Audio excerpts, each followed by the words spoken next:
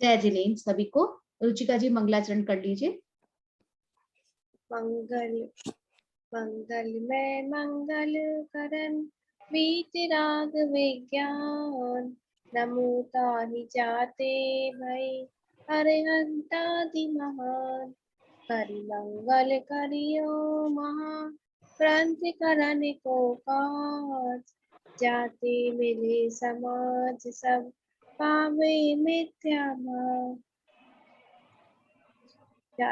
पावे निज पद राज, इस भव के सब दुख के कारण मिथ्या भाव। तिनकी सत्ता नाश करी प्रगटे मोक्ष उपाव, प्रगटे मोक्ष उपाव। हाँ, मैं आपको बुक शेयर कर देती हूँ। हमें मोक्ष मार्ग प्रकाशक ग्रंथ का चौथा अधिकार के अंदर मिथ्या ज्ञान का स्वरूप की चर्चा करनी है, और इसके अंतर्गत जो मिथ्या दर्शन की जो प्रवृत्ति होती है इस चौथे अधिकार में, उसको हमने 7 तत्वों के अयथार्थ श्रद्धान में जो भूले हुई थी उनके माध्यम से चर्चा की थी, मिथ्या दर्शन की प्रवृत्ति की। अब मिथ्या ज्ञान का क्या स्वरूप है, वो मिथ्या ज्ञान किसको कहना, ये सारी चर्चा आज हम करने वाले हैं। तो टोडरमल जी ने मिथ्या ज्ञान की चर्चा जिस एंगल से उठाई है ना, वो आपको दूसरी जगह देखने में बहुत मुश्किल है। इन्होंने देखिए तो 2.5 पेज के आसपास, 2.5-3.5 पेज, 3 पेज के आसपास पड़ता है ये, 3-3.5 पेज। उसमें जिनागम के अंदर जितना भी मिथ्या ज्ञान के संबंध में हमको जानकारी मिलती है, वो सब का सार यहाँ पर, निचोड़ उसका यहाँ पे डाल दिया है। जो भी मिथ्या ज्ञान के संबंध में स्रोत उपलब्ध हैं, सोर्सेज हैं, उन सबका निचोड़ एक तरह से यहाँ पे आ गया है। तो ये गहराई से पढ़ने लायक प्रकरण है और बार बार पढ़ने लायक है। आप ये समझेंगे कि एक बार के पढ़ने से समझ आ जाएगा, तो ये आपका अपने साथ अन्याय होगा। मैं तो यही कहूंगी, इसको आपको दोबारा भी पढ़ना पड़ेगा, और मैं उम्मीद करती हूँ कि आप पढ़ के बैठे होंगे और इस रिकॉर्डिंग को दोबारा सुनेंगे, तब आपको ये ज्ञान एकदम स्पष्ट हो जाएगा, हाथ में रखे आंवले की तरह। अब टोडरमल जी ने मिथ्या ज्ञान का जो एक्सप्लेनेशन किया है, तो उसके अंदर हम कह सकते हैं कि 2 तरह से इसका एक्सप्लेनेशन हो सकता है। एक तो ये कि मिथ्या ज्ञान किसी चीज के संदर्भ में सच्चापना या झूठापना है ना, इसका नाम मिथ्या ज्ञान। जैसे 2 और 2 कितने होते हैं, और कोई कहे 5 या कोई कहे 3, कुछ भी जो एक्चुअल है उसके अलावा जो भी कहे तो वो क्या है, मिथ्या है ना। तो ये मिथ्या ज्ञान हो गया। यानी जो चीज जैसी है उसको हमने वैसा नहीं जाना, और कैसा जाना, अन्यथा जाना। तो वो अन्यथा जानना जो है ना, उसको शास्त्रों में ज्ञान के प्रकरण में 3 प्रकार से एक्सप्लेन किया है: संशय, विपर्य और अनध्यवसाय। और संशय, विपर्य और अनध्यवसाय की चर्चा आप लोग वीतराग विज्ञान पाठमाला भाग 3 में पढ़ चुके हैं, मुक्ति के मार्ग पाठ के अंदर, है ना। तो अभी संशय किसका नाम है, विपर्य किसका नाम है, अनध्यवसाय किसका नाम है, एक जनरल, एक, मुझे शास्त्र की भाषा नहीं चाहिए, एक जनरल फॉर्म में क्या कोई बोल सकता है? जी मैम, मैं बताऊं? परस्पर विरुद्ध 2 कोटि के ज्ञान को संशय ज्ञान कहते हैं। जैसे कि सीप है या चाती, शुभ राग पुण्य है या धर्म। और विपरीत 1 कोटि के ज्ञान को विपर्य ज्ञान कहते हैं। जैसे ये सीप ही है, ये शुभ राग को धर्म ही मानना। हाँ। और अनुसाय में ये कुछ है ऐसे संशय, मतलब ऐसा ज्ञान होना कि जैसे रास्ते में कोई पदार्थ जा रहा हो, कोई कपड़ा हो, तो ये मुलायम है, ऐसा कुछ मुलायम। कोई और कुछ कहना चाहता है? सिंपल वर्ड में मैम हम बोलना चाहेंगे, संशय का मतलब है कि एक चीज ऐसी है या ऐसी है। हाँ। ऐसा है कि ऐसा है। और विपर्य में जैसे है कि उसकी अलग ही विपरीत ज्ञान, जैसे रस्सी को सांप जानना, बिल्कुल मतलब डिफरेंट ही है, वो बिल्कुल विपरीत है। और अंध्यवसाय में है जैसे कुछ है, मतलब उसमें जानने की इच्छा नहीं है, इग्नोरेंस है। हाँ, बराबर। देखिए इसमें जो शब्द है वो है विपर्य, य के ऊपर र और फिर य, विपर्य। और दूसरा वर्ड है अनध्यवसाय, अनध्यवसाय। तो तो इसको हम अभी बार बार पढ़ेंगे। ये मान के चलिए कि ये जो चर्चा हम आज कर रहे संशय विपर्य अनध्यवसाय की, जब आप परीक्षा मुख न्याय का ग्रंथ पढ़ेंगे तो फिर से इनकी चर्चा को पढ़ने वाले हैं, तो क्लियर हो जाना बहुत जरूरी बेसिक लेवल पर। ठीक है, अब देखिए जो कुछ आपने कहा संशय के बारे में कहा, तो संशय हम किसको कहते हैं कि जब दो चीजों के अंदर कोई निर्णय नहीं हो पाता है ना, अनिर्णय रूप स्थिति है, उसका नाम संशय है। लेकिन देखा जाए ना तो ये संशय भी अनिर्णय रूप स्थिति नहीं है, इसमें भी अनिर्णय का निर्णय होता है। समझ आ रही है बात?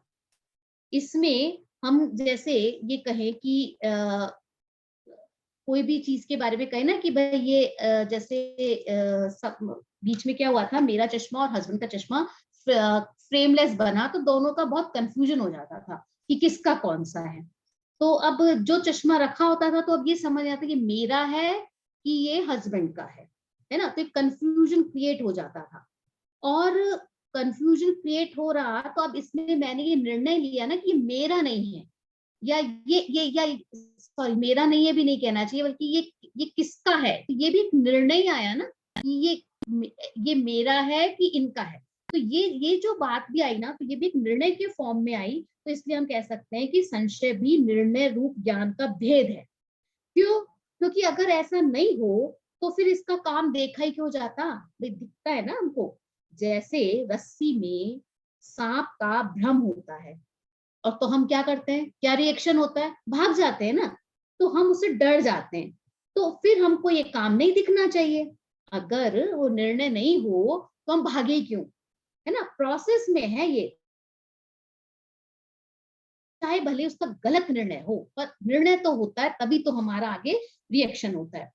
तो संशय माने दो चीज के बीच में भ्रम रूप स्थिति कि ये है कि ये है, और इसमें कारण क्या। तो इसमें देखा जाए तो दो जो फैक्टर्स होते हैं ना, कि ये है कि ये, उन दोनों में कुछ समानता होती है, दोनों में कोई कॉमन फैक्टर दिखता है, और वही उसी के बेस पर हम डिसीजन कर लेते हैं कि भाई ये है कि ये है, जो हम देख रहे हैं तो ये है में है जो कह रहे हैं, तो वो किसी समानता के लेवल से ही तो कह रहे हैं, और असमानता जो है वो उसमें दिखती नहीं है, तो वहां पे प्रॉब्लम खड़ी हो जाती है। अब संशय तो क्या हो गया, दो वस्तुओं में अनिर्णय रूप जो स्थिति है, अनिर्णय का निर्णय होने रूप जो स्थिति है, वो है संशय। और विपर्य क्या हुआ, जैसा कि आपने कहा विपरीत स्थिति कह लो, विपरीत निर्णय कह लो। तो रस्सी और सांप के अंदर हमने क्या जाना, सांप जाना, तो रस्सी को सांप जाना, तो सांप को क्या हो गया, ये रस्सी में रस्सी है कि सांप है, तो विपर्य में क्या जाना, उल्टा जान लिया, रस्सी को रस्सी ना जान करके सांप जान लेना। अध्यवसाय, जैसा कि कुमकुम जी ने कहा कि हमें कोई लेना देना नहीं है, उत्साह नहीं है, उसके प्रति उपेक्षा भाव है ना। तो देखा जाए तो वो जो अनध्यवसाय है वो क्या करता है कि ये जो सिचुएशन आ जाती है ना कि हमें क्या लेना देना, हमें इसके बारे में कोई परवाह नहीं, हमें उसके बारे में कोई उत्साह नहीं, उसको जानने की उत्सुकता नहीं, तो ये क्या करता है, जानने की प्रक्रिया को रोक देता है अनध्यवसाय। अब आपको जानने की उत्सुकता ही नहीं है, अब आप बढ़ोगे ही नहीं, तो ज्ञान की परंपरा को रोक देता है।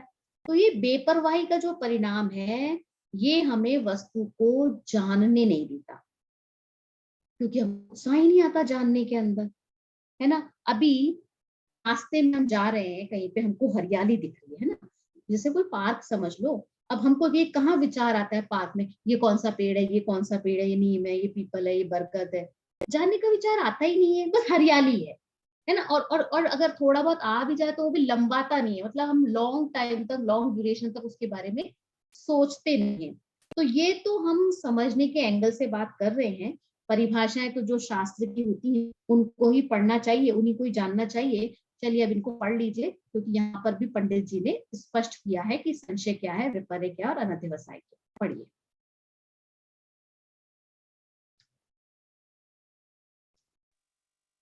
मैं पढ़ती हूँ। मिथ्या ज्ञान का स्वरूप।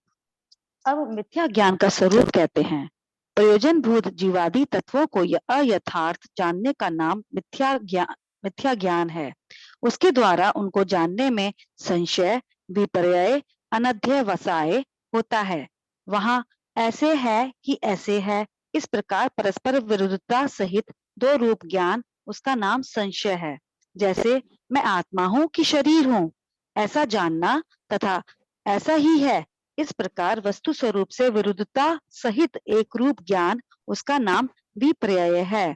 जैसे मैं शरीर हूँ ऐसा जानना तथा कुछ है ऐसा निर्धार रहित विचार, उसका नाम अनध्यवसाय है। जैसे मैं कोई हूँ ऐसा जानना। इस प्रकार प्रयोजन भूत जीवादि तत्वों में संशय, विपर्यय, अनध्यवसाय रूप जो जानना हो, उसका नाम मिथ्या ज्ञान है। हाँ, अब देखिए मिथ्या ज्ञान का स्वरूप कहते हैं, इसको अंडरलाइन कर लीजिए। प्रयोजन भूत जीवादि तत्वों को अयथार्थ जानने का नाम मिथ्या ज्ञान है। ठीक है ना। अब यहाँ पर क्या कहा, जीवादि। जीवादि कहने का मतलब क्या हुआ कि इन्होंने जीवादि सारे तत्व ही नहीं लिए, पाप पुण्य भी ले लिए, मतलब पदार्थों को भी ले लिया है। क्यों ले लिया है कि प्रयोजन भूत जिनका भी संबंध मोक्ष मार्ग से होना, उन सबको यहाँ पर लेना है, क्योंकि प्रयोजन भूत लगा दिया तो प्रयोजन हमारा मोक्ष मार्ग है। तो मोक्ष मार्ग में जो प्रयोजन भूत जीवादि तत्व पदार्थ कह लो, वो सबको ले लेना, उनको सबको अयथार्थ जानने का नाम क्या है, मिथ्या ज्ञान है। अब वो मिथ्या ज्ञान क्या है, उसके लिए कहा कि उसके द्वारा, मतलब मिथ्या ज्ञान के द्वारा जो जानने में संशय, विपर्य, अनध्यवसाय होता है। अब यहाँ पर इनके बारे में बता दिया कि संशय, विपर्य, अनध्यवसाय क्या है ना। अब संशय आदि की चर्चा यहाँ पे आई क्यों, इसलिए आई क्योंकि ये ज्ञान का प्रकरण है। तो अयथार्थ जानना माने क्या जान रहे, फिर अयथार्थ में क्या जान रहे, तो जीवादि को संशय रूप से जान रहे, या जीवादि को विपर्य रूप से जानना, या फिर जीवादि को अनध्यवसाय रूप से जानना, इसलिए यहाँ पर इसकी चर्चा आई। अब जीवादि को संशय रूप जानना मतलब क्या, कि मैं चेतन हूं, है ना। मैं अब संशय होगा तो क्या होगा, मैं चेतन हूं कि पुद्गल हूं, मैं आत्मा हूं कि शरीर हूं, है ना, ये जीव है कि अजीव है, तो ये हमारा क्या हो गया, संशय हो गया। अब पुद्गल जो अजीव है उसको कहना कि नहीं नहीं यही जीव है, अब ये निश्चय कर लेना, तो वो विपर्य हो जाएगा। अभी अब कोई कह के अरे यार जिंदगी मिली है, अच्छे से रहो खाओ, क्या इनके चक्करों में पड़े हुए हो, ये क्या हो गया, अब आपका ये अनुत्साह, जानने के प्रति अनुत्साह, तो ये हो गया आपका अनध्यवसाय, है ना। अब इसमें ये तीनों को मिथ्या ज्ञान कहा, इसलिए कहा कि इनसे हमको ज्ञान का सही रूप पता नहीं लगता।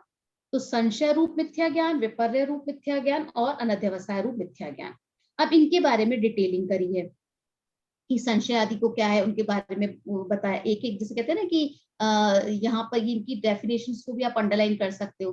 परस्पर विरुद्धता सहित दो रूप ज्ञान संशय है, फिर वस्तु स्वरूप से विरुद्धता सहित एक रूप ज्ञान विपर्य है, फिर उसके बाद में कुछ है ऐसा निर्धार रहित विचार, उस विचार का नाम अनध्यवसाय है।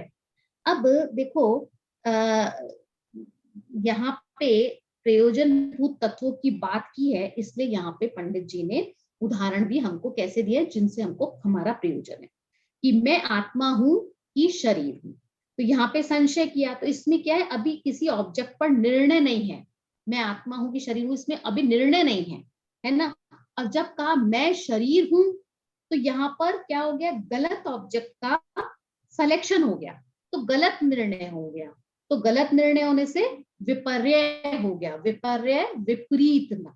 अब फिर उसके बाद कहा कि मैं शरीर हूं, और उसके बाद में क्या कहा, मैं शरीर हूं, अब मैं शरीर हूं, और उसके बाद तथा कुछ है ऐसा, मैं कोई हूं, अब मैं कोई हूं, अब मुझे कोई इंटरेस्ट नहीं है मैं कौन हूं क्या नहीं हूं, तो उसको उस निर्णय में कोई इंटरेस्ट ही नहीं है कि इसमें हित अहित की उसको कोई परवाह ही नहीं है। तो यहाँ पर केवल इतना सा है, लीव इट, छोड़ दो इसको, जैसा है वैसा है, मुझे कोई लेना देना नहीं है। अब एक चीज ध्यान रखना कि कोई जरूरी नहीं है कि जो संशय हो तो विपर्य हो ही, संशय के बाद सही ज्ञान होने पर ये खत्म भी हो सकता है। तो तीनों ज्ञान इंडिविजुअल है, जो मिथ्या ज्ञान है तीनों इंडिविजुअल है, और तीनों की चर्चा एक साथ की तो जाती है, पर तीनों ज्ञान स्वतंत्र है, तीनों का कारण इंडिविजुअल है, पर तीनों ज्ञान क्या है, निर्णय रूपी है।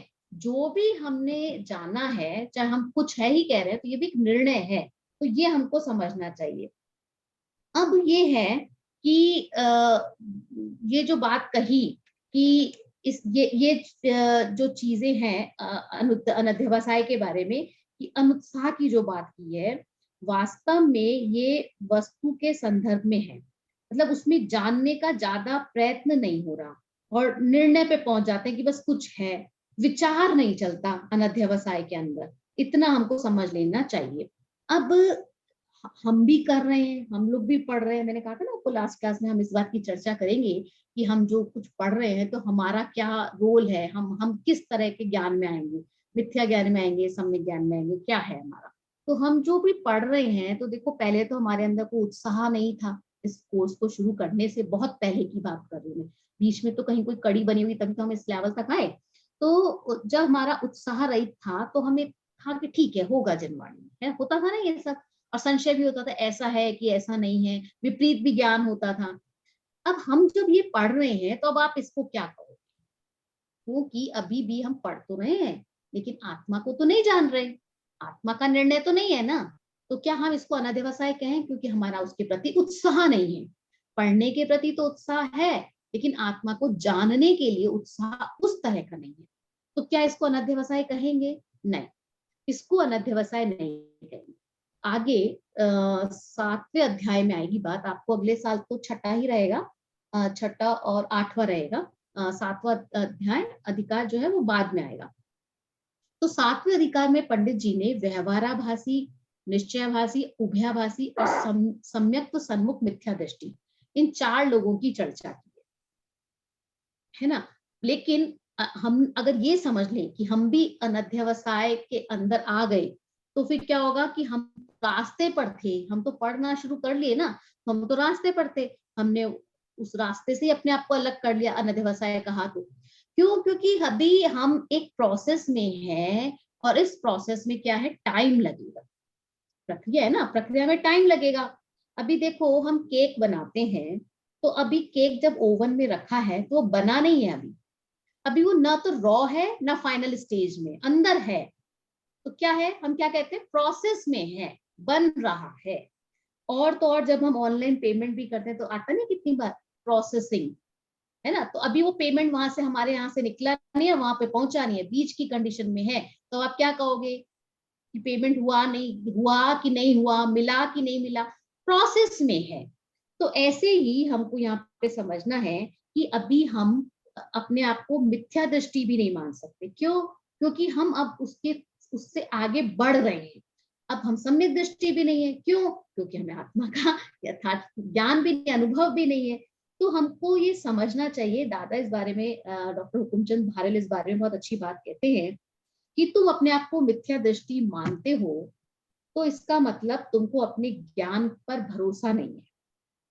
तुम्हें तो उत्साह आना चाहिए, जब अब तुम स्वाध्याय करने लगे हो तो उत्साह आना चाहिए, भाई इतना तत्व ज्ञान, या तुम्हारे को जैसे कहते हैं ना, इतना तो ज्ञान दिमाग में आ गया है, इतना तो ये बन गया है कि अब तुम अपने आप के बारे में थोड़ा विचार कर सकते हो, है ना, इतना तो कर सकते हो कि आत्मा को थोड़ा टच कर सकते हो। तो ये प्रोसेस है। अब ना तो ये संशय है, ना विपर्य है, ना अनध्यवसाय है और न सम्यक ज्ञान। जब हमने कहा ना संशय, ना विपर्य, ना अध्यवसाय, मीन्स ना मिथ्या ज्ञान है और ना सम्यक ज्ञान है। अब सम्यक ज्ञान क्यों नहीं? क्योंकि अभी हमारा काम नहीं हुआ, और जब तक काम नहीं हो तब तक उसको सम्यक ज्ञान नाम मिलेगा नहीं, तो जब काम होगा तभी मिलेगा। तो अभी हम क्या कर रहे हैं, प्रोसेस में है, सम्यक दर्शन की तरफ बढ़ने में, सम्यक ज्ञान की तरफ बढ़ने के प्रोसेस में है। तो ये हमको यहाँ पे समझना चाहिए। अब यहाँ पर जो भी परिभाषा लिखी गई है ये सब तो हमको सबको क्लियर ही है। नेक्स्ट पैराग्राफ पढ़ लीजिए। तथा अप्रयोजनभूत पदार्थों को यथार्थ जाने या अयथार्थ जाने उसकी अपेक्षा मिथ्या ज्ञान सम्यक ज्ञान नाम नहीं है। जिस प्रकार मिथ्या दृष्टि रस्सी को रस्सी जाने तो सम्यक ज्ञान नहीं नाम नहीं होता, और सम्यक दृष्टि रस्सी को सांप जाने तो मिथ्या ज्ञान नाम नहीं होता। हाँ देखिए, इसको अंडरलाइन कर लीजिए, अप्रयोजनभूत पदार्थों को यथार्थ जाने या अयथार्थ जाने उसकी अपेक्षा मिथ्या ज्ञान सम्यक ज्ञान नाम नहीं है। ये हमको जिस कहते हैं ना ध्यान में रहने चाहिए, क्योंकि मोक्ष मार्ग प्रकाशक में इसके ऊपर बहुत बड़ी चर्चा चल रही है। अब टोडरमल जी ने ऊपर तो कहा कि प्रयोजनभूत पदार्थों को, प्रयोजनभूत तत्वों को अयथार्थ जानने का नाम मिथ्या ज्ञान है। अब यहाँ उसके नेगेटिव सेंस को खड़ा कर रहे हैं। तो क्या तर्क दे रहे हैं कि अप्रयोजनभूत पदार्थों को यथार्थ जाने या अयथार्थ जाने, उसकी अपेक्षा ये मिथ्या ज्ञान सम्यक ज्ञान नाम नहीं है। अब देखा जाए तो कोई, जिसे कहते हैं ना कि कोई एमबीबीएस कर रहा हो, डॉक्टरी की पढ़ाई कर रहा हो, ठीक है, अब उसका ज्ञान सम्यक है कि मिथ्या है, कि यहाँ मत चर्चा करो, डोंट डिस्कस। अब हम यहाँ पूछते इंजीनियर है कोई, तो इंजीनियरिंग का ज्ञान उसका सम्यक है या मिथ्या है? नहीं, प्लीज डोंट डिस्कस हियर। क्यों नहीं डिस्कस करना? यहाँ उसका प्रयोजन नहीं है। जब हम डॉक्टरी की क्लास में जाएंगे, एमबीबीएस की क्लास में जाएंगे, तब हम डिस्कस कर सकते हैं कि पैरासीटामोल किस काम की है, कि वो बुखार दूर करने के काम में आती है, कोई कहेगा कि नहीं ये तो कैंसर दूर करने के भी काम में आती है। तो जब वहां पे ये संशय होगा तो वहां पे गलत बोला। तो हम प्रयोजनभूत पदार्थों के संदर्भ में, उसके संबंध में, तो जिसे कहते हैं ना कि हमको उससे मतलब ही नहीं है अप्रयोजनभूत पदार्थों से। अब वो चाहे उसको सही जाने, तो उसकी अपेक्षा से यहाँ पे सम्यक ज्ञान मिथ्या ज्ञान जो है वो नाम नहीं दिया जाता। अब हमारे यहाँ पर जिसे कहते हैं ना, जिनागम में एक पद्धति चलती है कि सम्यक दृष्टि का मतलब उसको, उसका जानना सर्व सच्चा, और मिथ्या ज्ञानी को का मतलब, को जानने का मतलब चाहे वो सही भी जाने तो भी उसको गलत जानना, है ना। ये चर्चा हम अक्सर करते हैं। तो जैसे सम्यक ज्ञानी है, अगर वो 200 रुपए की जगह 100 रुपए दे दे, तो आपको एक्सेप्टेबल होगा क्या? सम्यक ज्ञानी है ना, सम्यक दृष्टि है ना। अरे भाई, एक वो दोगे, वो दे 200 की जगह 100 रुपए, तो हम लेंगे ही नहीं। क्यों? क्योंकि वो अपनी जगह है। यहाँ पे जो चर्चा चल रही है वो व्यवहार, वो वहां पे जब हमने 100 रुपए की बात की, 200 रुपए की बात की, वो व्यवहार की बात है। हम जो चर्चा कर रहे हैं वो मोक्ष मार्ग की है। तो हमको अपेक्षा समझनी पड़ेगी। हम तो ये जानना चाह रहे हैं कि उसको आत्मा के संबंध में ज्ञान है कि नहीं। अगर आत्मा के संबंध में सही ज्ञान है तो वो सम्यक दृष्टि, उसका सारा ज्ञान सच्चा, गलत ज्ञान भी उसका सच्चा। क्यों? क्योंकि वो आत्मा को जानता है, आत्मा के संबंध में उसकी जानकारी सही है। हम बस उसी लेवल पे उसको पास और फेल करेंगे। अगर वो आत्मा को नहीं जानता तो उसका सब जानना मिथ्या, वो फेल। तो हम जो फेल पास की जो मार्किंग कर रहे हैं वो किस आधार पे कर रहे हैं? आत्मा के संदर्भ में उसको नॉलेज कैसी है। अगर नॉलेज एक्यूरेट है तो पास है, और नॉलेज अगर गड़बड़ है तो फिर वो फेल है।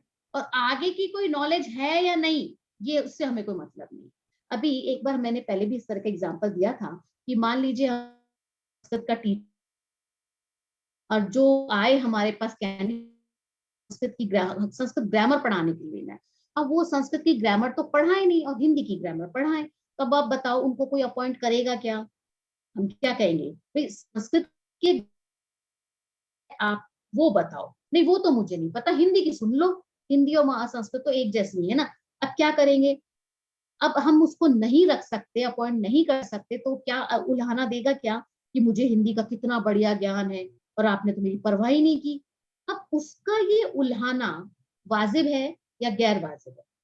अरे हमें नीड ही नहीं है, हमें तो संस्कृत का टीचर चाहिए, संस्कृत ग्रामर पढ़ाने वाला। अब संस्कृत का ज्ञान इतना उसको, भाई हमने उसको फेल क्यों किया? यहाँ फेल करने का अर्थ क्या है कि वो मूर्ख नहीं है। फेल करने से मतलब ये नहीं कि वो मूर्ख होगा या उसको कोई नॉलेज ही नहीं, उसको कुछ आता ही नहीं है। फेल करने का अर्थ है कि हमें जो पढ़वाना है वो नहीं आता। अब बाकी उसे कुछ भी आता हो सकता है उसको संस्कृत लिटरेचर आता हो, हमें उससे क्या लेना देना। हमारे पास फेल का जो क्राइटेरिया है वो बहुत सेलेक्टिव है। तो इसलिए सम्यक दृष्टि का भी सारा ज्ञान सच्चा और मिथ्या दृष्टि का सारा ज्ञान झूठा, ये सिलेक्शन क्राइटेरिया है। तो अब उसको आत्मा विषयक ज्ञान तो है, तो बाकी सब सही। और हमको उसकी बातों पे कोई कमेंट ही नहीं करना। और हम क्या करते हैं कि दूसरी चीजों पर भी इसी बात को अप्लाई करने लग जाते हैं, है ना, और कंफ्यूजन क्रिएट कर देते हैं। पढ़िए इसको, इस पैराग्राफ को। हाँ अच्छा, ये तो आपने पढ़ा है ना। यहाँ पे देखिए इन्होंने लिखा ना कि जिस प्रकार मिथ्या दृष्टि रस्सी को रस्सी जाने, तो सम्यक ज्ञान नाम नहीं होता। और सम्यक दृष्टि रस्सी को सांप जाने तो मिथ्या ज्ञान नाम नहीं होता। है ना, कितनी बढ़िया बात कही है यहाँ पर इन्होंने कि शिष्य को, अब आगे देखिए इसी से रिलेटेड जो ये बात कही ना कि इसने जो उदाहरण खड़ा किया है यहाँ पे, अब उसी से संबंधित प्रश्न यहाँ पर शिष्य आगे कर रहा है कि प्रत्यक्ष सच्चे झूठे ज्ञान को सम्यक ज्ञान मिथ्या ज्ञान कैसे ना कहें। है ना, यहाँ पे ये वाली बात कही जा रही है। क्या कहना चाह रहे हैं यहाँ पर, ये जो प्रश्न रखा है शिष्य ने, बहुत सॉलिड प्रश्न रखा है। क्या कह रहा है कि देखो सामने दिख रहा है कि सम्यक दृष्टि रस्सी को सांप कह रहा है और जो मिथ्या दृष्टि है वो रस्सी को रस्सी कह रहा है ना, और हम उसको क्या कह रहे हैं, मिथ्या ज्ञान। तो जो उल्टा व्यापार दिख रहा है ना, आप उसको ऐसा क्यों कह रहे हो, उसको सही गलत, उसको ऐसा उल्टी बात क्यों कर रहे हो, ये क्या बात हुई, सम्यक दृष्टि को झूठा कहो, मिथ्या दृष्टि को तो सच्चा कहो। भाई सम्यक ज्ञान मिथ्या ज्ञान जो भी है उसकी विवक्षा किससे है कि भाई जो चीज दिखाई दे रही है उसका सही निर्णय हो।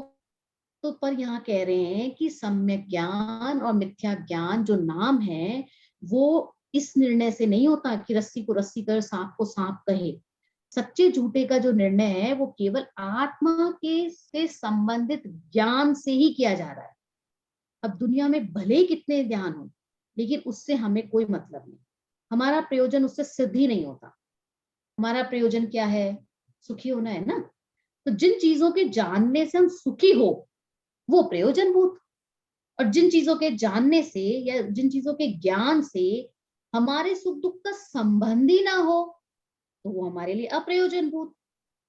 तो वो कौन सी चीज है जिसके जानने से हमारे सुख दुख का संबंध है, तो वो है सात तत्व, वो हमने पहले पहले पढ़े हैं, तो हम उनका ज्ञान करें। तो वो चर्चा यहाँ पर अब की जा रही है कि प्रत्यक्ष सच्चे झूठे ज्ञान को सम्यक ज्ञान मिथ्या ज्ञान कैसे ना कहें। तो इसका पंडित जी ने जो समाधान दिया है आप पहले उसको पढ़ लीजिए। समाधान, जहाँ जानने ही का सच झूठ का निर्धार करने का प्रयोजन हो वहां तो कोई पदार्थ है, उसके सच झूठ जानने की अपेक्षा ही सम्यक ज्ञान मिथ्या ज्ञान नाम दिया जाता है। जैसे प्रत्यक्ष परोक्ष प्रमाण के वर्णन में कोई पदार्थ होता है, उसके सच्चे जानने रूप सम्यक ज्ञान का ग्रहण किया है और संशयादि रूप जानने को अप्रमाण रूप मिथ्या ज्ञान कहा है। तथा यह संसार मोक्ष के कारणभूत सच झूठ जानने का निर्धार करना है, वहां रस्सी सर्पाधिक का यथार्थ या अन्यथा ज्ञान संसार मोक्ष का कारण नहीं है, इसलिए उनकी अपेक्षा यहाँ सम्यक ज्ञान मिथ्या ज्ञान नहीं कहे हैं। यहाँ तो प्रयोजन भूत जीवादिक तत्वों के ही जानने की अपेक्षा सम्यक ज्ञान मिथ्या ज्ञान कहे हैं। हाँ, यहाँ जानने का ही मतलब पर्पस की बात करो, केवल जानने का मानना, मतलब कि ऊपर की जो आपने बात कही है, शिष्य ने जो कहा ना कि प्रत्यक्ष सच्चे झूठे ज्ञान को सम्यक ज्ञान मिथ्या ज्ञान कैसे ना कहें, तो जो तुमने जो बात कही है वो सही कब है कि जब उसके ज्ञान की परीक्षा कर रहे हो तब, उसके ज्ञान की टेस्टिंग हो तब। लेकिन हमको तो ये देखना है कि इनको सही आता है कि गलत आता है, और तब तो वैसा ही गलत हो, मतलब ज्ञान एंगल से हम सही गलत जानने की बात करेंगे तब तो ये बात ठीक है जो आप कह रहे हो कि वे रस्सी को रस्सी कहने वाले को सही कहो।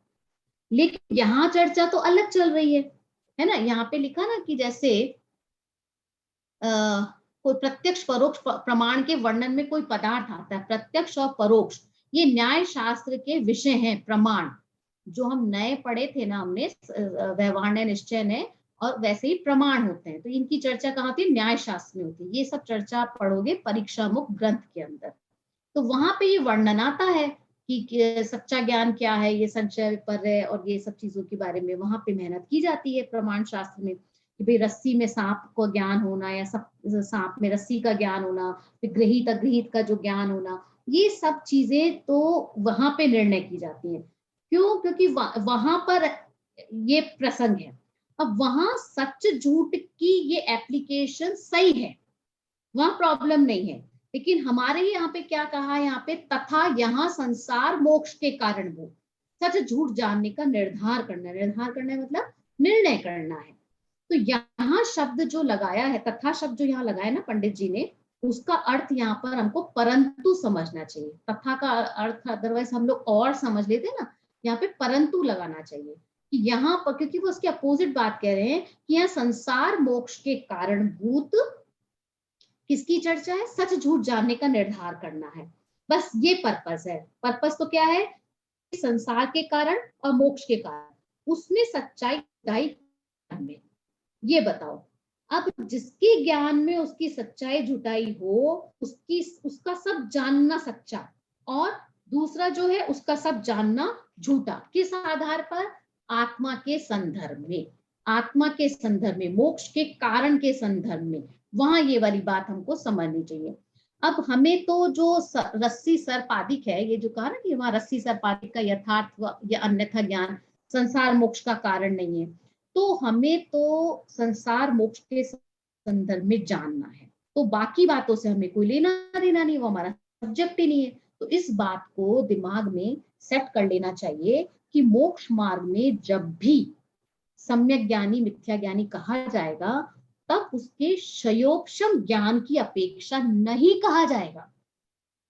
उसके जो सात तत्व संबंधी यथार्थ और अयथार्थ ज्ञान है, उसकी अपेक्षा कहा जाएगा। क्षयोपशम ज्ञान को जब सम्यक मिथ्या कहा जाएगा, तब वह बात की अपेक्षा ही अलग है, वो जुदी बात है, अलग बात है, वो ज्ञान की अपेक्षा है। वो बात हमको अच्छे से ख्याल में रहनी चाहिए। अब मिथ्या दृष्टि का सर्व जानना सही है, उसका सब जानना सही, यहाँ पे आ रहा है इसी अभिप्राय से सिद्धांत में मिथ्या दृष्टि के तो सर्व जानने को मिथ्या ज्ञानी का, उसका सर्व जानना सही है। क्या है कि अगर उसका सर्व जानना सही है, अगर हम ऐसा कहेंगे तो क्या, वो जो दवाई दे वो ले लो, वो जो वो सब मान लो। और अगर सम्यक दृष्टि का सर्व जानना सही कहें, तो फिर तो उसकी सलाह से क्या मकान बनवा ले सम्यक दृष्टि को, भले ही उसको उसकी नॉलेज नहीं हो। कौन करेगा ऐसा? जो करेगा वो नुकसान में रहेगा। क्योंकि आप कहोगे शास्त्र में तो कहिए कि सम्यक दृष्टि का जो सम्यक ज्ञान दृष्टि का जो ज्ञान होता है वो सच्चा ज्ञान होता है, आपने ही तो कहा है, मना नहीं की जा रही उस बात से। लेकिन यहाँ कहा किसके लिए है, किस अपेक्षा से कहा है, वो हमको ख्याल में रखना पड़ेगा कि यहाँ आत्मा विषय ज्ञान के बारे में ही बात कही गई है, और किसी अपेक्षा से ये वाली बात नहीं है। और अगर हमने इस चीज को ख्याल में नहीं रखा और हमने सिर्फ इतनी सी बात पकड़ी कि आप तो कहते हो कि सम्यक दृष्टि का साफ ज्ञान सच्चा और मिथ्या दृष्टि का सच्चा ज्ञान भी झूठा, तो ये तो गलत बात हो गई, तो आपको बात समझ में ही नहीं आएगी। तो हम अब तक जो सच्चे झूठे की बात कर रहे हैं ना, उसमें हमारा जो प्रयोजन है केवल 7 तत्वों तक ही सीमित है। वो बात हमको यहाँ पर ख्याल में आनी चाहिए। अगर हमने इस बात को ख्याल में नहीं रखा, तो हम फिर अर्थ का उल्टा अर्थ भी कर सकते हैं, वो संभावना भी हो सकती है। ठीक है, तो यहाँ पे क्या बात कह दी, यहाँ संसार मोक्ष के कारणभूत सच झूठ जानने का निर्धार करना है। वहां रस्सी सर्पादिक का यथार्थ या अन्यथा ज्ञान संसार मोक्ष का कारण नहीं है, इसलिए उनकी अपेक्षा यहाँ सम्यक ज्ञान मिथ्या ज्ञान नहीं कहे हैं। तो यहाँ पे क्या आंसर आया कि प्रत्यक्ष सच्चे झूठे ज्ञान को सम्यक ज्ञान मिथ्या ज्ञान कैसे ना कहें, कि अगर वो मोक्ष के कारणभूत है, संसार या मोक्ष के कारणभूत है, उस आधार पर ही हमारा निर्धार करना है। फिर क्या कहा पंडित जी ने कि इसी अभिप्राय से सिद्धांत में जीवादि तत्वों का अयथार्थ जानना है, उसे मिथ्या ज्ञान कहो, परंतु रस्सी सर्पादि के यथार्थ जानने को तो सम्यक, सॉरी मैंने आगे का प्रश्न पढ़ते हैं, मुझे तो ये पढ़ना था। इसी अभिप्राय से सिद्धांत में मिथ्या दृष्टि के तो सर्व जानने को मिथ्या ज्ञान ही कहा, और सम्यक दृष्टि के सर्व जानने को सम्यक ज्ञान कहा। ये कंक्लूजन उस क्वेश्चन का आ गया कि हमने इस एंगल से मिथ्या दृष्टि के सर्व जितना भी वो जानता है सब जानने को मिथ्या ज्ञान कहा है। अब आगे यहाँ पर दूसरा प्रश्न खड़ा किया है। अभी दूसरा प्रश्न क्या है कि ये जो बात देखिए पंडित जी क्या कर रहे हैं, शिष्य के द्वारा आगे से आगे अपनी बात को रखते जा रहे हैं। हमारे ख्याल में तो ये सब प्रश्न आते नहीं है, लेकिन उन्होंने फिर भी हमारे ज्ञान का खुलासा करने के लिए शिष्य के माध्यम से प्रश्न रखे हैं। अब मिथ्या दृष्टि जो जीव है, अब वो जीवादि जो प्रयोजनभूत तत्व हैं उनको अयथार्थ जानता है, तो उसको मिथ्या ज्ञान कहने में तो ऑब्जेक्शन शिष्य को भी नहीं है। क्या कह रहे हैं कि मुझे कोई ऑब्जेक्शन नहीं है, लेकिन जब वो रस्सी को सर्प आदि को तो सही जान रहा है ना, तो उसको तो सही कह दो, मतलब उसके ज्ञान के 2 टुकड़े कर दो कि अप्रयोजन भूत को तो सही जानता है पर जो प्रयोजनभूत तत्व है उनको गलत जानता है, ऐसा कह दो। ये प्रश्न कर रहे हैं वो यहाँ पे, पढ़िए इसको प्रश्न को। यहाँ प्रश्न है कि मिथ्या दृष्टि को ये जीवादि क्वेश्चन नंबर 2 है। देखिए 8 क्वेश्चंस आएंगे, आप मार्क कर लीजिए ताकि आपको ख्याल में रहे कि कौन से क्वेश्चन के अंदर कौन सा आंसर आ रहा है। ये क्वेश्चन नंबर 2 आ रहा है। यहाँ प्रश्न है कि मिथ्या दृष्टि को जीवादि तत्वों का अयथार्थ जानना है, उसे मिथ्या ज्ञान कहो, परंतु रस्सी सर्पादि के यथार्थ जानने को तो सम्यक ज्ञान कहो। समाधान, मिथ्या दृष्टि जानता है, वहां उसको सत्ता असत्ता का विशेष नहीं है, इसलिए कारण विपर्यय व स्वरूप विपर्यय व भेदा भेद विपर्यय को उत्पन्न करता है। वहां जिसे जानता है उसके मूल कारणों को नहीं पहचानता, अन्यथा कारण मानता है, वह तो कारण विपर्यय है, तथा जिसे जानता है उसके मूल वस्तु स्वरूप को नहीं पहचानता, अन्यथा स्वरूप मानता है, वह स्वरूप विपर्यय है, तथा जिसे जानता है उसे वह उससे भिन्न है, उससे इनसे अभिन्न है, ऐसा नहीं पहचानता, अन्यथा भिन्न अभिन्नपना मानता है, सो भेदा भेद विपर्यय है। इस प्रकार मिथ्या दृष्टि के जानने में विपरीतता पाई जाती है। हाँ देखिए, अब पंडित जी समाधान करते हुए क्या कहते हैं कि ज्ञान में ऐसे कोई दो भेद नहीं है, ज्ञान तो एक ही है, ज्ञान कहो या मिथ्या ज्ञान कहो। अब मिथ्या दृष्टि का सर्व जानना झूठा, ऊपर तो ये बात कही थी ना कि प्रयोजनभूत तत्वों के संबंध में ही सही गलत समझना। अब क्या कह रहे हैं, इसका सारा ही जानना सच्चा और उसका सारा ही जानना झूठा। अब दोनों कथनों की अपेक्षाएं अलग अलग है। वहां अपेक्षा यह थी कि ज्ञान का सम्यकपना मिथ्यापना क्या है ना, उस अपेक्षा से यहाँ क्या है, उसके अभिप्राय में निर्मलता है कि नहीं, में निर्मल नहीं है तो उसका सब कुछ झूठा, और अभिप्राय में निर्मलता है तो उसका सब कुछ सच्चा। अब अगर हम इसको एक एग्जाम्पल से समझें तो जैसे कोई ठग होता है, अब वो भले ही कितना भी प्यार दिखा ले तो उसका प्यार सच्चा है कि झूठा है, अब उसका प्यार तो झूठा ही है क्योंकि उसके अभिप्राय में निर्मलता नहीं है। डांटना सच्चा कि झूठा, भाई माँ का मारना भी प्यार करना है ना, और ठग का क्या था प्यार करना, उसका भी ठग का प्यार करना मारना ही था, वो आपको लूट कर ले जाएगा ना। तो अब ये किस आधार से निर्णय हो कि सामने जो दिख रहा है वो तो प्यार कर रहा है और ये मार रही है, माँ मार रही है ना। तो प्रत्यक्ष हुआ भी हम प्रत्यक्ष के आधार पर कई बार निर्णय नहीं करते, हम किस बात के आधार पर निर्णय करते हैं कि उसका अंतरंग का अभिप्राय क्या है। जैन दर्शन तो परिणामों पे जाता है ना, तो अंतरंग का अभिप्राय क्या है। तो ऐसे ही अब यहाँ जो बात कर रहे हैं वे अंतरंग के अभिप्राय के साथ जो ज्ञान है उसकी बात कर रहे हैं। अब यहाँ पे पंडित जी ने क्या कहा, मिथ्या दृष्टि जानता है, वहां उसको सत्ता असत्ता का विशेष नहीं है। सत्ता सत्ता का विशेष नहीं मतलब जीव कौन है अजीव कौन है, जीव का कर्ता कौन अजीव का कर्ता कौन, जीव किसे कहना अजीव किसे कहना, मतलब कुल मिलाकर उसे वस्तु व्यवस्था का बेसिक ज्ञान ही नहीं है। निमित्त उपादान क्या है, कर्ता कर्म संबंध क्या है, उसका ज्ञान ही नहीं है। तो इस कारण से कहा कि उसको सत्ता सत्ता का विशेष नहीं है, मतलब उसको ज्ञान नहीं है। और इस विपर्य व भेदा भेद विपर्य को उत्पन्न करता है। विपर्य हमने पढ़ा ना विपरीत ज्ञान, तो उसमें 3 प्रकार के विपर्य बता दिए, कारण स्वरूप और भेदा भेद। अब इनके बारे में भी पंडित जी ने आगे बता दिया, आप चाहे तो उनकी परिभाषाओं को अंडरलाइन कर सकते हो। अब कारण विपर्य का मतलब क्या है,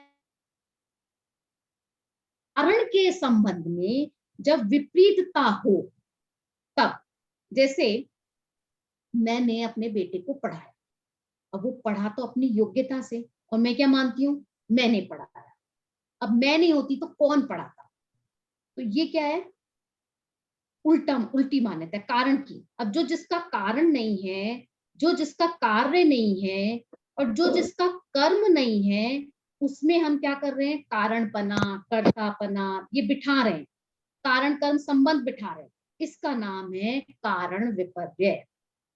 अब इसमें जो ममत्व बुद्धि होती है ना, वो उसके एंगल से कारण विपर्य होता है, ममत्व बुद्धि के एंगल से। और जो स्वरूप विपर्य होता है ना, स्वरूप को नहीं पहचानता, ये होता है एकत्व बुद्धि के एंगल से। स्वरूप में ही विपरीतता, मैं कौन, मैं जीव, जीव माने क्या, ये जो दिखता है ना शरीर, ये इसे, यही मैं जीव हूं, तो ये क्या हो गया। अब यहाँ पर वो उसको गलत समझ रहा है। तो वस्तु का जो मूल स्ट्रक्चर है ना, कि एक द्रव्य दूसरे द्रव्य में शामिल नहीं होता, मतलब एक द्रव्य का दूसरे द्रव्य में परस्पर अत्यंत अभाव है, उसको तो मेरे को करता है, मैं इसको सुखी करता हूं, इस तरह की बात हम करते हैं। तो मूल स्वरूप को भी वो नहीं पहचानता है, वस्तु के मूल स्वरूप को, वस्तुत्व रूप जो स्वरूप है उसको भी नहीं पहचानता है कि यहाँ पे मूल कारण को नहीं पहचानता है, अन्यथा कारण मानता है, वो तो कारण विपर्य हो गया है ना। तो वहां पे क्या कहना चाहते हैं कि कारण जो भी है, जो उसका मूल कारण है, उसको ना पहचान करके किसी और को कारण मान लेता है। फिर आगे इन्होंने चर्चा करी है भेदा भेद के बारे में, यहाँ पे किया ना भेदा भेद विपर्य के बारे में, मतलब वस्तुओं के बीच में जो भेद है, भेद है, उसको जानता ही नहीं है। अब ये पूरा परिवार मेरा, ये सब मेरे साथी, अब जो भेद था उसमें अभेद किया, भेद उसमें भेद कर दिया, मतलब अपने अनंत गुणों के अंदर भेद कर लिया। तो मैं और मेरा आत्मा और उसमें मेरे अनंत गुण, इनमें तो अभेद था और इसमें भेद कर लिया। और मेरी आत्मा और ये शरीर और संयोग, इनमें भेद था, उनमें भेद कर लिया, उनको अभेद थे, भेद कर। तो ये क्या है, भेदा भेद विपर्य। इस प्रकार से मिथ्या दृष्टि के जानने में विपरीतता पाई जाती है। मतलब क्या है कि वो कोई भी चीज जाने, उसके संदर्भ में उसको विपरीतता पाई जाती है। क्यों? क्योंकि उसको वस्तु का जो मूल स्वरूप है उसकी पकड़ ही नहीं, इसके अंदर क्या है, विपरीत है। कि वो मिथ्या दृष्टि है और उसका सर्व जानना क्या है, मिथ्या ज्ञान है। और सम्यक दृष्टि का सर्व जानना क्या है, सम्यक ज्ञान है। अब इस बात को हमको किसके संदर्भ में समझना है, मोक्ष मार्ग के संदर्भ में, ये भूलना नहीं है।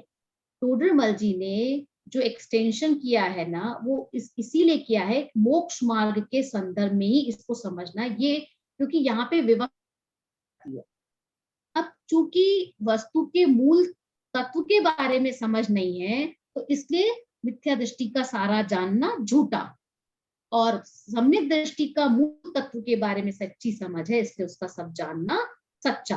तो सब जानना सच्चा और सब जानना झूठा, ऐसा सुनकर के एक मत कि यहाँ जानना सच्चा और सब जानना झूठे का केवल और केवल इतना ही अर्थ है कि जो वस्तु स्वरूप का मूल स्वरूप को नहीं जानता, उसके लिए उसको सच्चे झूठे का कहा है उपचार से।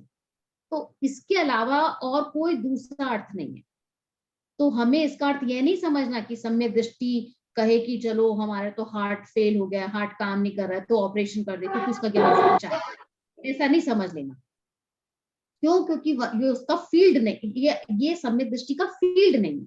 तो हमने जो बात कही कि इसका सब जानना सच्चा, वो आत्मा के अर्थ के अंदर है, आत्मा के प्रसंग में है, और दूसरे प्रसंग में नहीं है। अब एक बहुत अच्छा एग्जाम्पल यहाँ पे पंडित जी दे रहे हैं, एक शराबी का एग्जाम्पल दे रहे हैं, पढ़ लीजिए इसको। जैसे मतवाला माता को पत्नी मानता है, पत्नी को माता मानता है, उसी प्रकार मिथ्या दृष्टि के अन्यथा जानना होता है। जैसे तथा जैसे किसी काल में मतवाला माता को माता और पत्नी को पत्नी भी जाने, तो भी उसके निश्चय रूप निर्धार से श्रद्धांत सहित जानना नहीं होता, इसलिए उसको यथार्थ ज्ञान नहीं कहा जाता।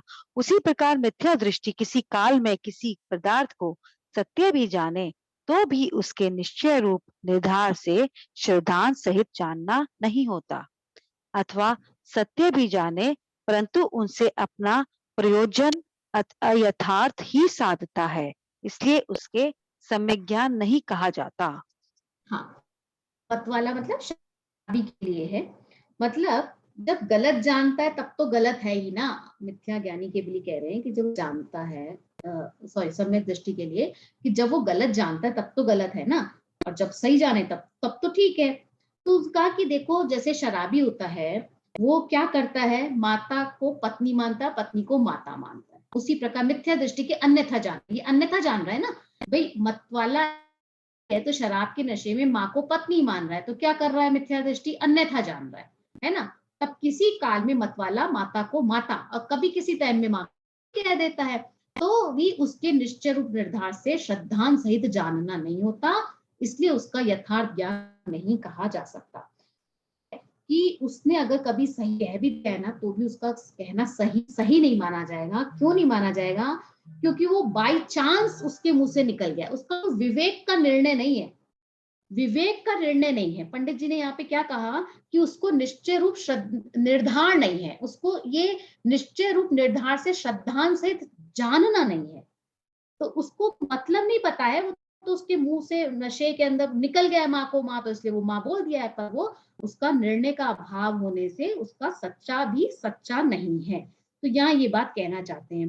तो ऐसे ही जो मिथ्या दृष्टि है, उसका जो दूसरी वस्तुओं में जो ज्ञान है, वो भी चूंकि वस्तु स्वरूप के अविवेक पूर्वक है, अविवेक के साथ है, इसलिए उसका जानना भी गलत है। इसके लिए भी यहाँ पे बात कही है। अब क्या कहा यहाँ पे पंडित जी ने, उसी प्रकार मिथ्या दृष्टि किसी काल में किसी पदार्थ सत्य भी जाने तो भी उसके निश्चय रूप निर्धार से श्रद्धा से जानना नहीं होता। मतलब वस्तु को जानने का प्रयोजन क्या था, भी मैं पर का ये निर्णय आना चाहिए था, लेकिन वो निर्णय नहीं आया उसको, और वो क्या कहता है, मैं ही करता हूँ, मैं ही बनाता हूँ, तो मैं नहीं बनाऊंगा तो कौन करेगा। ये सब क्या है, ये अज्ञान का पोषण किया। जैसे कोई उसको सीखना चाहिए था सज्जनता, है ना, और स्कूल जाकर के वो सीख ले पाप, व्यभिचार, गालियां, गुंडागर्दी, तो कौन कहेगा कि वो स्कूल गया।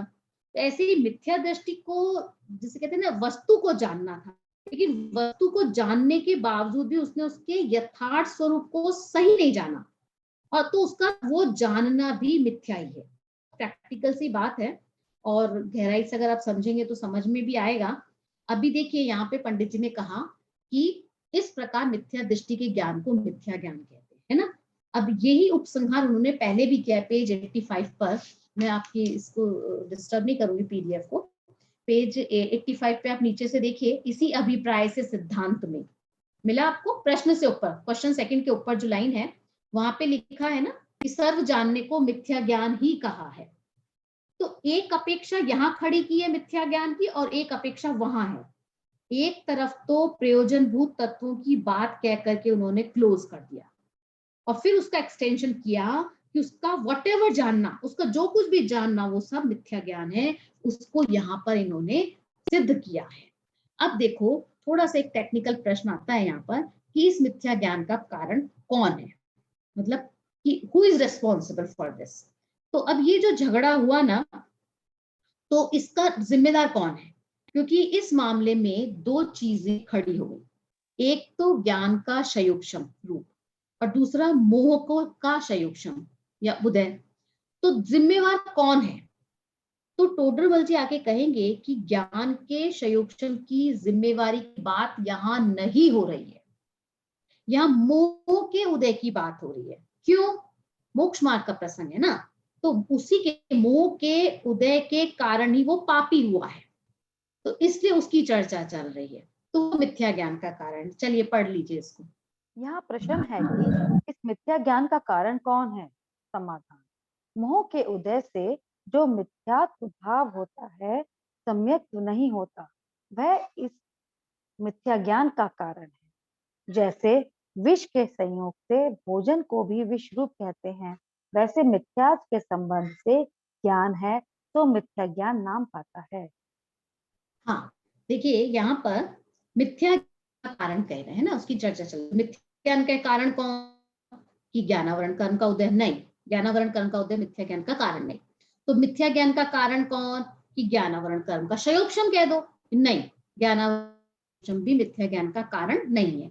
तो मिथ्या ज्ञान का कारण आंख में नुमोतिया बिंद कह दो, भाई आंख से दिखाई नहीं दे रहा, तो कि नहीं, वो भी नहीं है। कि आपको गलत नहीं दिखाई दे रहा। तो मिथ्या ज्ञान का कारण कौन? पंडित जी ने कहा मिथ्यात्व भाव, मोह के उदय से मिथ्यात्व भाव होता है। अंडरलाइन कर लीजिए, सम्यक्त्व नहीं होता, वह इस मिथ्या ज्ञान का कारण है। अब जहां पर इन्होंने जहर का उदाहरण दिया, पंडित जी ने बहुत अच्छा उदाहरण दिया। अब जहर तो एक बूंद है ना, एक गिलास दूध में एक बूंद जहर है, तो कितना दूध जहर हो गया कि एक बूंद ही तो डाला एक गिलास में, पर एक बूंद की वजह से पूरा गिलास दूध का जहर हो गया।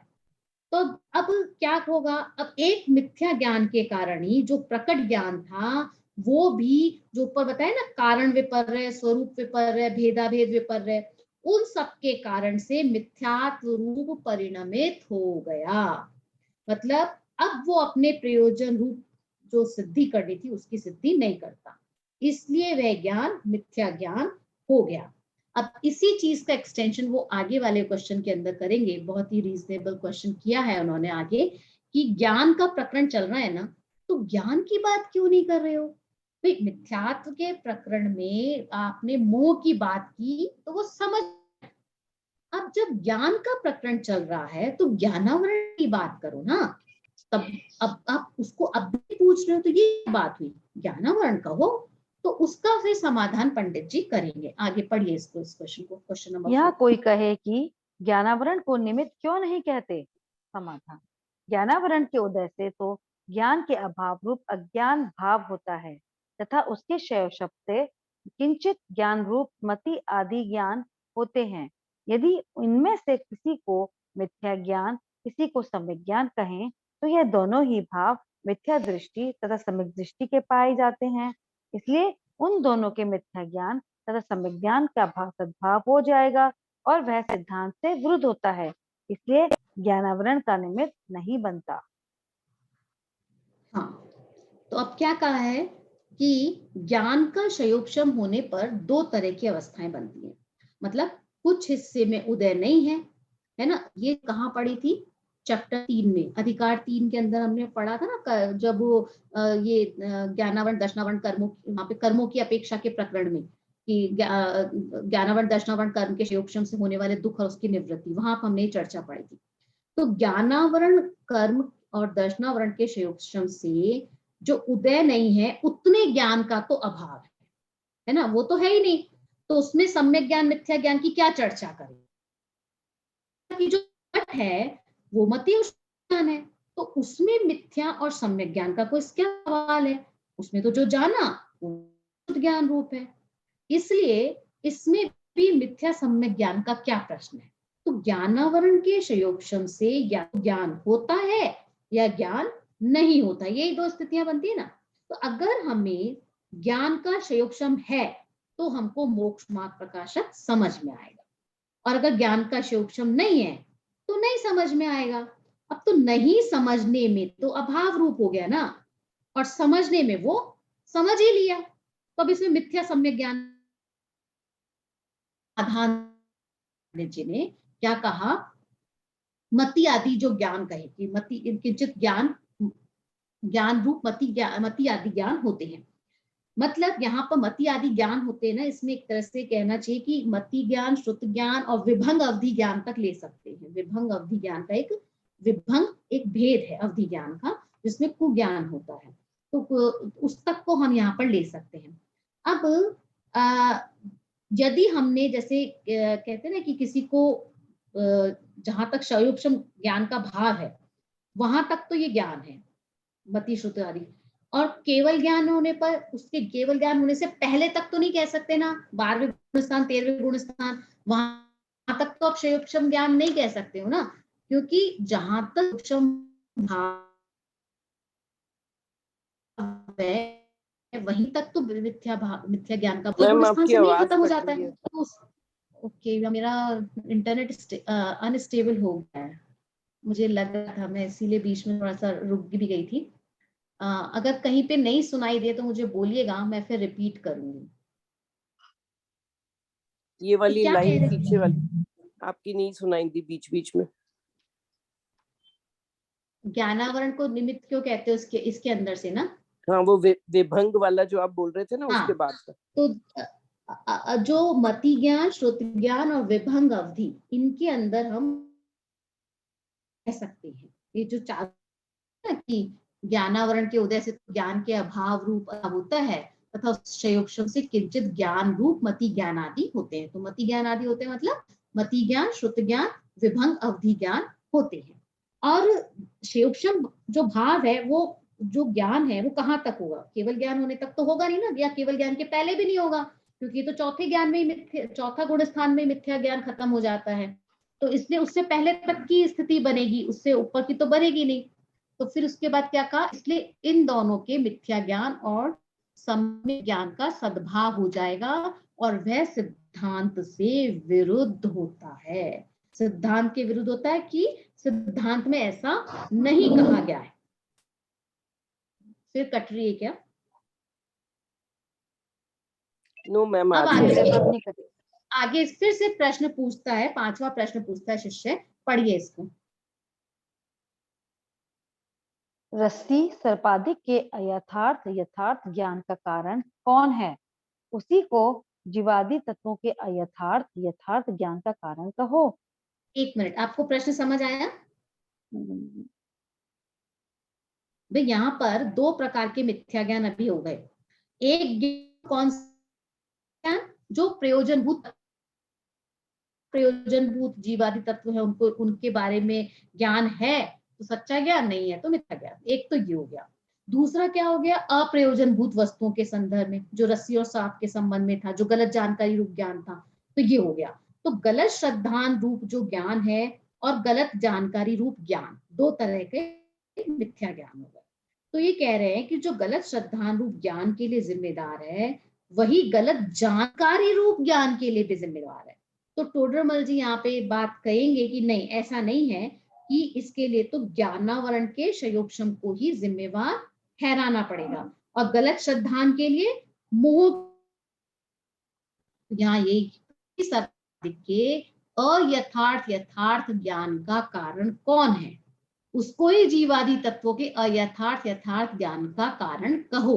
मतलब रस्सी सर्पादिक का कहा तब तो ज्ञान का संयोगक्षम या अप्रयोजन भूत बात आ गई, और जब जीवादि तत्वों की बात कही तो प्रयोजन भूत तत्वों की बात आ गई, कि प्रयोजन भूत तत्वों के संबंध में जो मिथ्या ज्ञान है उसकी बात। चलिए उत्तर पढ़ लीजिए। उत्तर: जानने में जितना अयथार्थपना होता है उतना तो ज्ञानावरण के उदय से होता है, और जो यथार्थपना होता है उतना ज्ञानावरण के संयोगक्षम से होता है। जैसे कि रस्सी को सर्प जाना, वहां यथार्थ जानने की शक्ति का बाधक कारण का उदय है, इसलिए अयथार्थ जानता है, तथा रस्सी को रस्सी जाना, वहां यथार्थ जानने की शक्ति का कारण संयोगक्षम है, इसलिए यथार्थ जानता है। उसी प्रकार जीवादिक तत्वों को यथार्थ जानने की शक्ति होने या न होने में तो ज्ञानावरण ही का निमित्त है। परंतु जैसे किसी पुरुष को संयोगक्षम से दुख के तथा सुख के कारणभूत पदार्थों को यथार्थ जानने की शक्ति हो, वहां जिसको असाता वेदने का उदय हो, वह दुख के कारणभूत जो हो उन्हीं का वेदन करता है, सुख के कारणभूत पदार्थों का वेदन नहीं करता। यदि सुख के कारणभूत पदार्थों का वेदन करे तो सुखी हो जाए, जो असाता का उदय होने से हो नहीं सकता। इसलिए यहाँ दुख के कारणभूत और सुख के कारणभूत पदार्थों के वेदन में ज्ञानावरण का निमित्त नहीं है, असाता साता का उदय ही कारणभूत हैं। उसी प्रकार जीव में प्रयोजनभूत जीवादिक तत्व तथा अप्रयोजनभूत अन्य को यथार्थ जानने की शक्ति होती है।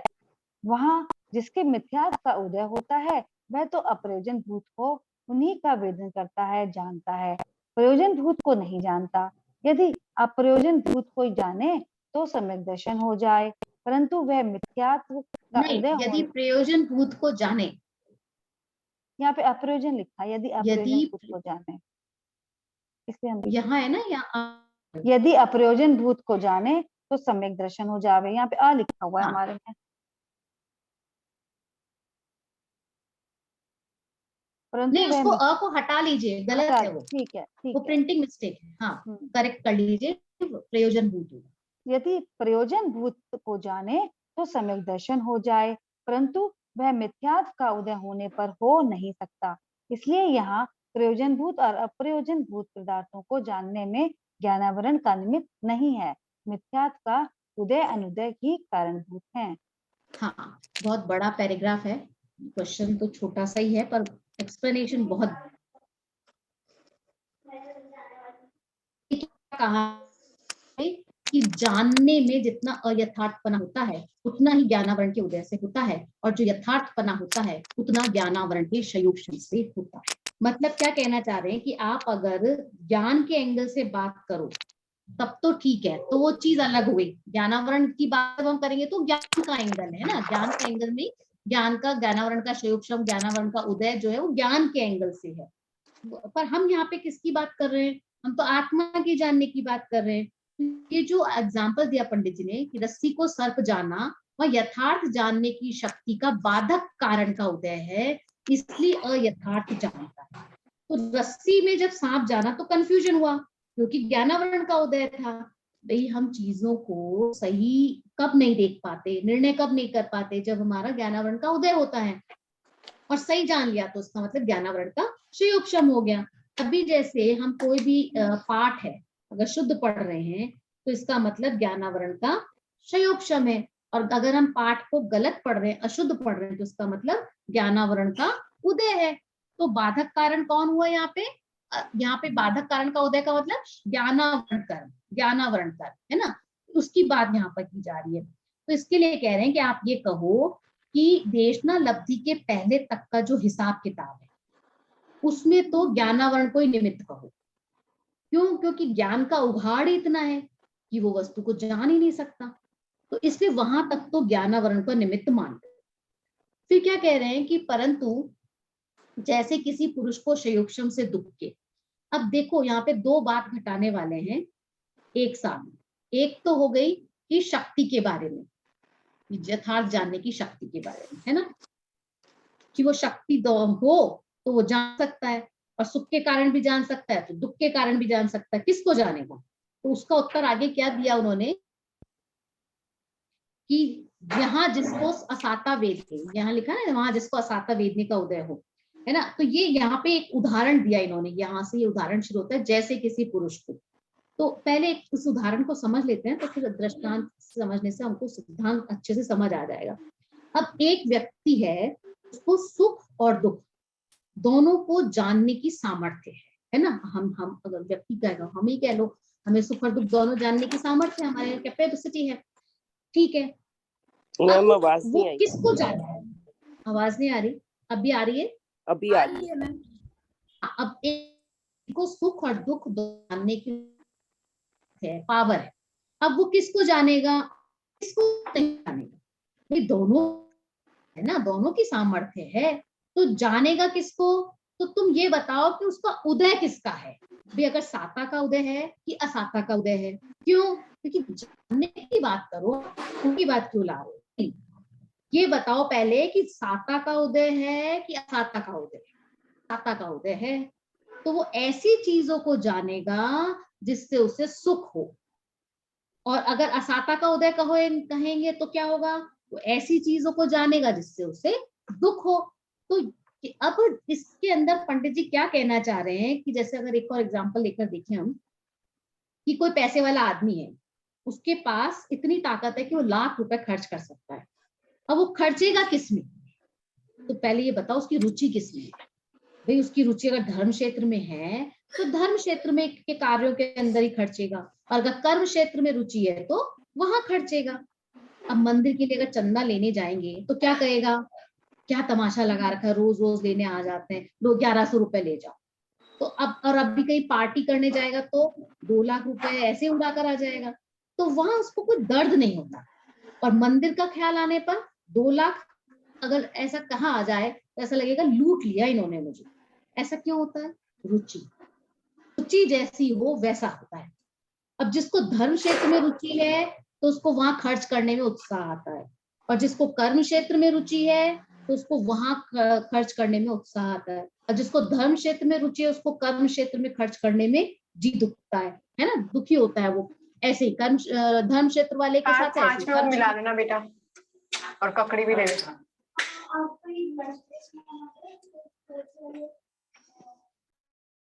तो ऐसे ही दोनों के साथ में हमको लगाने चाहिए। अब इस दृष्टांत को आप फिर से पढ़ो, फिर आपको समझ में आएगा। देखिए यहाँ पे,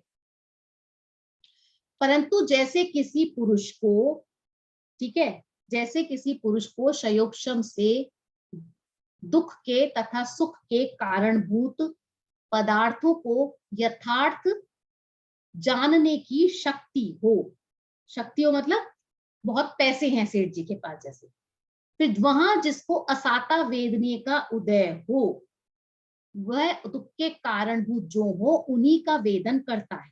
मतलब पाप, असाता कर्म का उदय तो पाप कर्म में खर्चता है। और फिर क्या कहा, सुख के कारणभूत पदार्थों का वेदन नहीं करता, मतलब मंदिर में नहीं देता। क्यों? यदि सुख के कारणभूत पदार्थों का वेदन करे तो सुखी हो जाए, लिखा ना आगे। सो असाता का उदय होने से नहीं हो सकता। कैसे होगा? उसकी रुचि ही नहीं है, इसलिए कहा। फिर क्या कहा, इसलिए यहाँ दुख के कारणभूत और सुख के कारणभूत पदार्थों के वेदन, यहाँ का मतलब सेठ जी के पैसों में, पैसों के बारे में कि वहां वो निमित्त नहीं बन रहे हैं। तो क्या बन रहा है? ज्ञानावरण का निमित्त नहीं है। पदार्थों के वेदन में ज्ञानावरण का निमित्त नहीं है। सेठ जी के पैसों के अंदर निमित्त कौन नहीं है? ज्ञानावरण का उदय नहीं है। तो क्या है उदय? असाता का, सॉरी, असाता साता का उदय ही कारणभूत है, उनकी रुचि ही कारणभूत है। अब यदि पैसे का होना या ना होना ये गरीबी के लिए कारणभूत है, तो जो आदमी अमीर है वो पैसे किस में खर्चेगा? उसके लिए कारणभूत कौन है? कि उसका जैसी रुचि हो, उसका जैसा टेस्ट हो, है ना, उसकी रुचि जिस फील्ड में हो। तो किसी को जैसे विधान करने के अंदर दान देने का भाव आता है विधान के लिए, किसी को विद्यार्थियों की पढ़ाई देने का भाव आता है, किसी को तीर्थ यात्रा में दान देने का भाव आता है, तो किसी को जिसे कहते हैं ना कि अलग अलग तरह से, अब उस जिसको जिसमें रुचि हो उसके नाम पे आप चाहे उससे 50,000 ले लो, उसे कोई दिक्कत नहीं होगा, है ना। अभी आगे देखो सिद्धांत, देखो आगे क्या कह रहे हैं अभी। इसलिए यहाँ दुख के कारणभूत उसी प्रकार अब यहाँ से क्या हो रहा है, सिद्धांत शुरू हो रहा है जीवों में। तो उसी प्रकार जीव में प्रयोजनभूत जीवादिक तत्व तथा अप्रयोजनभूत अन्य को यथार्थ जानने की शक्ति होती है। इसको अंडरलाइन कर लीजिए। अभी हम जब नेक्स्ट पेज पढ़ेंगे ना, तब वापस से इसको यहाँ पर फिर से देख लेंगे आप। तो अभी देखो यहाँ पर आगे, अभी आपने कहा था ना कि यहाँ पे हमारे तो प्रयोजन भूत नहीं अप्रयोजन भूत लिखा है, तो आप खुद पढ़ के देखिए। अगर यहाँ पे अप्रयोजन भूत लगेगा तो सम्यक दर्शन कैसे होगा, है ना। हम प्रयोजन भूत को जानेंगे तो सम्यक दर्शन होगा, इसलिए वहां वो प्रिंटिंग मिस्टेक है वो ना। अब ऐसे ही शयोक्षम होने पर भी आत्मा को क्या होता है, शयोक्षम होने पर भी आत्मा अगर हित में नहीं लगता है तो उसके लिए जिम्मेवार कौन है? ज्ञानावरण का उदय नहीं, ज्ञानावरण का उदय नहीं है, मिथ्यात्व का उदय। क्यों? क्योंकि मिथ्यात्व के कारण जीव अपने हित में नहीं लग रहा, और कहाँ लग रहा है? पर के काम में लग रहा है। तो ये क्या है? ये उसका अज्ञान है। ये हम बात हमको जिसे कहते हैं ना, ख्याल में आती नहीं है ये सारी चीजें, कि हम क्या कर रहे हैं, क्या करना चाहिए, कि हमको क्या नहीं करना चाहिए। तो मिथ्या ज्ञान के लिए कारण कौन है? मिथ्या दर्शन का उदय, वो कारण है। और ज्ञानावरण का क्षयोक्षम वो कारण नहीं है। तो यहाँ पे बात इसी से प्रश्न शुरू हुआ था, यहीं पे इन्होंने एंड कर दिया कि प्रयोजनभूत और अप्रयोजनभूत पदार्थों को जानने में ज्ञानावरण का निमित्त नहीं है, मिथ्यात्व का उदय अनुदय ही कारण भूत है।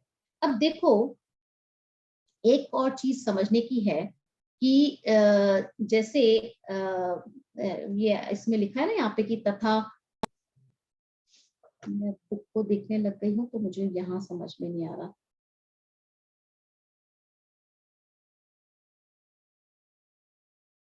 हाँ अभी सॉरी, हाँ अभी जैसे जो मिथ्या दर्शन की बात हमने कर रहे हैं वो किसके संदर्भ में कर रहे हैं? मिथ्या ज्ञान के संदर्भ में। हम यहाँ पे ज्ञान के क्षयोक्षम की बिल्कुल चर्चा नहीं कर रहे। क्यों नहीं कर रहे? क्योंकि हम मोक्ष मार्ग को जानने की बात कर रहे हैं, इसलिए अभी ज्ञान के क्षयोक्षम की कहीं कोई चर्चा नहीं है। सारा एंगल कहाँ पे चल रहा है? श्रद्धान को लेकर चल रहा है, मिथ्यात्व को लेकर चल रहा है, दर्शन मोहनीय को लेकर के चल रहा है। इवन चारित्र मोहनीय की भी चर्चा नहीं है, इसका भी आप ख्याल रखना। चलिए नेक्स्ट पैराग्राफ पढ़ लीजिए। यहाँ ऐसा जानना कि जहाँ एक इंद्रियादिक में जीवादित तत्वों को यथार्थ जानने की शक्ति ना हो, वहां तो ज्ञानावरण का उदय और मिथ्यात्व के उदय से हुआ मिथ्या दर्शन इन दोनों का निमित्त है। तथा जहाँ संगी मनुष्यादिक में क्षमादि लब्धि होने से शक्ति हो और न जाने, वहां मिथ्यात्व के उदय का ही निमित्त जानना। हाँ, अभी देखो कोई एक गरीब आदमी है, उसके पास पैसे नहीं है ना। अब उसके गरीबी के कोई भी कारण भी हो सकते हैं, रुचि भी कारण हो सकती है कि भाई और जिसके पास पैसा तो आ गया लेकिन खर्च नहीं कर रहा, तो रुचि नहीं है उसकी। तो ऐसे ही जो एकेंद्रिय से लेकर असंगी पंचेंद्रिय तक के जीव हैं, है ना, वो चाहकर भी अपना कल्याण नहीं कर सकते। लिखा है ना, एकेंद्रिय का आदि में जीवादि तत्व का, एकेंद्रिय आदि से लेकर असंगी पंचेंद्रिय तक के जीव वो चाहकर भी अपना कल्याण नहीं कर सकते, क्योंकि उनके तो ज्ञानावरण का उदय निमित्त है और मिथ्या दर्शन का उदय तो निमित्त है ही। दोनों ही चीजें हैं, है ना। लिखा है ना यहाँ पे कि जहाँ केंद्रीय आदिक में जीवादि तत्व को यथार्थ जानने की शक्ति ही ना हो, पावर ही नहीं है, और वहां किसका उदय है? ज्ञानावरण का उदय और मिथ्यात्व का उदय, मतलब मिथ्या दर्शन, इन दोनों का उदय निमित्त है। लेकिन जो संगी पंचेंद्रिय जीव हैं, संगी पंचेंद्रिय जीव, उसमें क्या है, वो अपना कार्य अभी भी नहीं साधता, तो मतलब उसकी रुचि नहीं है। अब पैसे धर्म कार्य में क्यों नहीं खर्चता? कि उसकी रुचि नहीं है। तो ऐसे ही यहाँ पर भी संगी पंचेंद्रिय होने पर भी अगर वो रुचि नहीं है, तो फिर जिम्मेवार कौन है? रुचि है ना। तो ऐसे क्षयोक्षम होने पर भी आत्मा के हित में नहीं लगने के लिए जिम्मेवार कौन है? कि ज्ञानावरण का उदय नहीं है, ऐसा कहना गलत है। मिथ्यात्व का उदय, मतलब ज्ञानावरण का उदय तो हमको कहाँ तक ले लेना चाहिए? जब एकेंद्रिय आदि हो कि भाई ठीक है, वहां पे ज्ञान का उघाड़ नहीं है।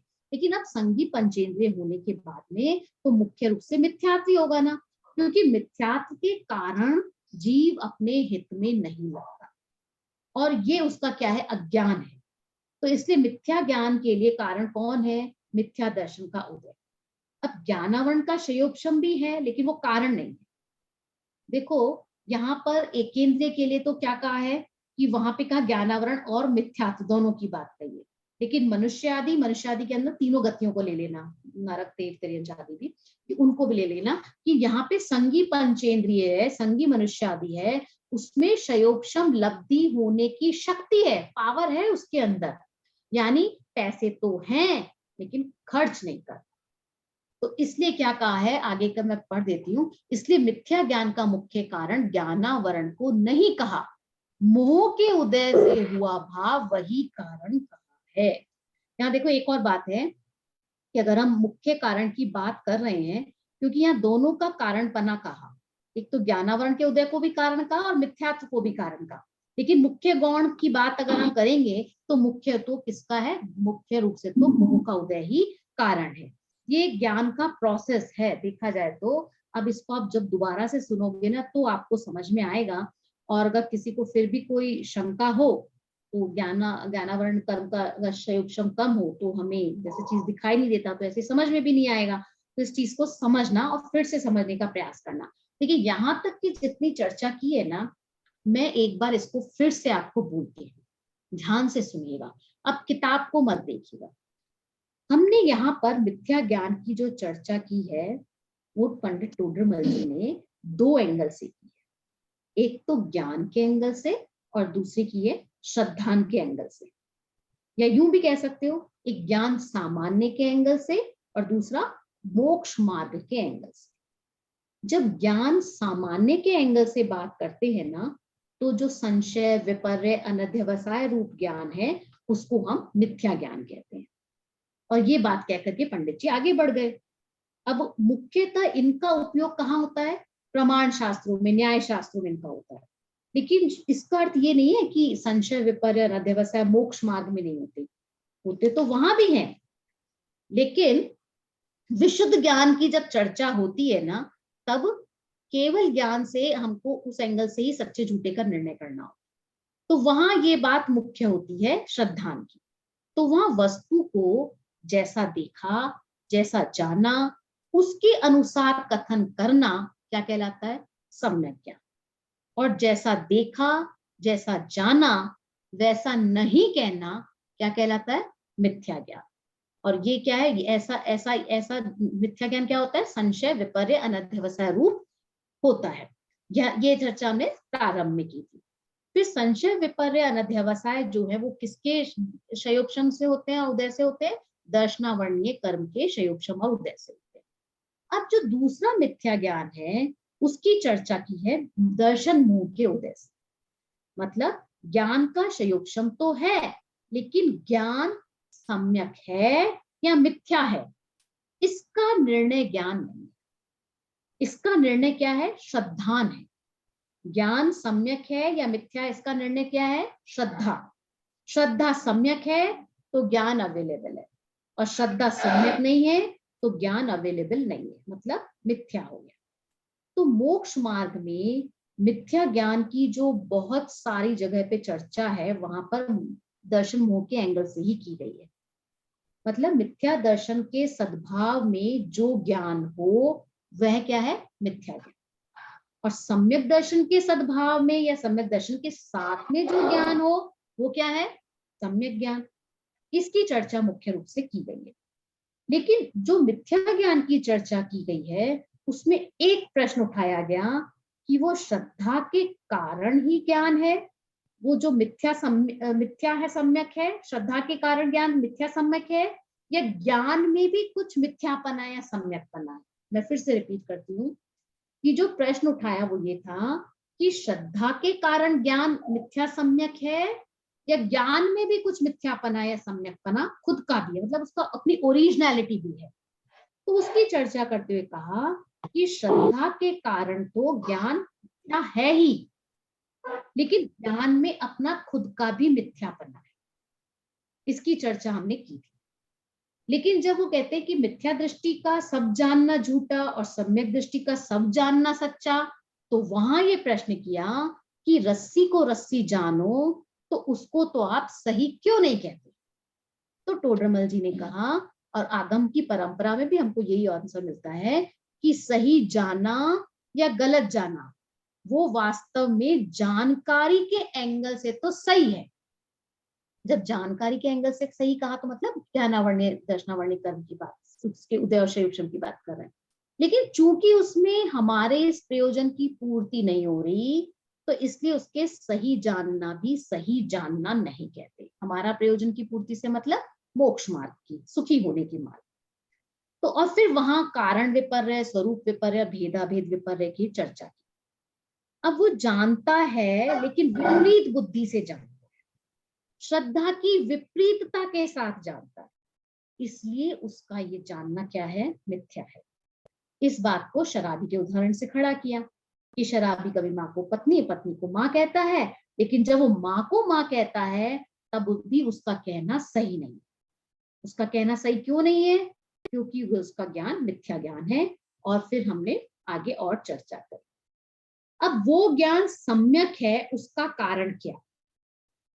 तो उसके पीछे शिष्य ने फिर से प्रश्न खड़ा किया कि ज्ञान पूर्वक श्रद्धान होता है, मतलब हम जो चीज जानते हैं उसके हिसाब से श्रद्धा करते हैं, तो हम क्या ज्ञान को कारण और श्रद्धा को कार्य कहें, या फिर ज्ञान पहले होता है श्रद्धा बाद में होता है? लोग तो हमको ऐसे ही देखने में आता है। तो उसके लिए यहाँ पे चर्चा आगे का जो 6 नंबर का प्रश्न है उसके अंदर आएगी। अब आप लोग मुझे बताइए, क्योंकि ये थोड़ा सा मामला कैसा है, गरिष्ठ है, आगे लेना है या इसको अगली क्लास में लेना है? मैम नेक्स्ट क्लास में लें। हाँ, क्योंकि एक्सरसाइज करना है इसको। हाँ, इसको थोड़ा सा जिस कहते हैं ना कि चबाना है अभी। एक तो आपको ये क्वेश्चंस के जो आंसर है वो मिक्स हो जाएंगे, तो वो क्लियर रहने चाहिए कि मैम हाँ मेरे को लेकिन इसकी वो गढ़धर करना था, पर मैं थोड़ा 1-2 घंटे के बाद करूंगी, तो अच्छा, इतने का ही करूं कि पूरा करूं? हाँ, इतना ही पढ़ा रही हूँ ना, बस इतना ही करना है। इतने का ही करना है ना, इतने क्वेश्चंस का ही 5 क्वेश्चंस का। हाँ हाँ, इतने जितना हमने क्लास में, गंडर का मतलब यही है कि जो क्लास में हुआ उसको आप बताएं, समरी के फॉर्म में बताएं, बस इतना ही मतलब होता है। और उसमें भी उदाहरणों को कभी एक्सप्लेन नहीं किया जाता। फिर से मैं बोल रही हूँ, समरी में उदाहरण कभी एक्सप्लेन नहीं किए जाते। उदाहरण का जिक्र कर सकते हो, एक्सप्लेन नहीं करते, सिद्धांत को ही एक्सप्लेन किया जाता है।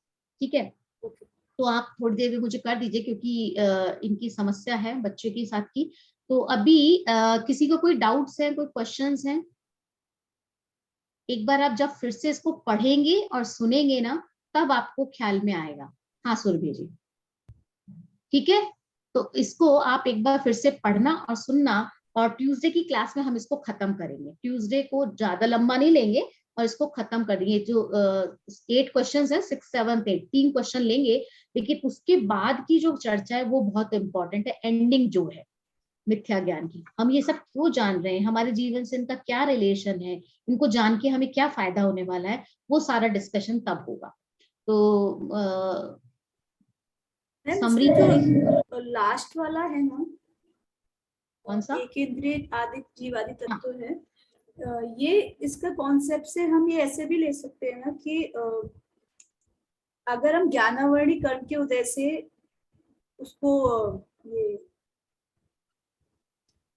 ये जो कॉन्सेप्ट चला मिथ्या ज्ञान को जानेंगे, तो जो जो 12वें गुण स्थान तक का में भी ये होता है, ज्ञानेवर्ण कर्म का उदय होता है।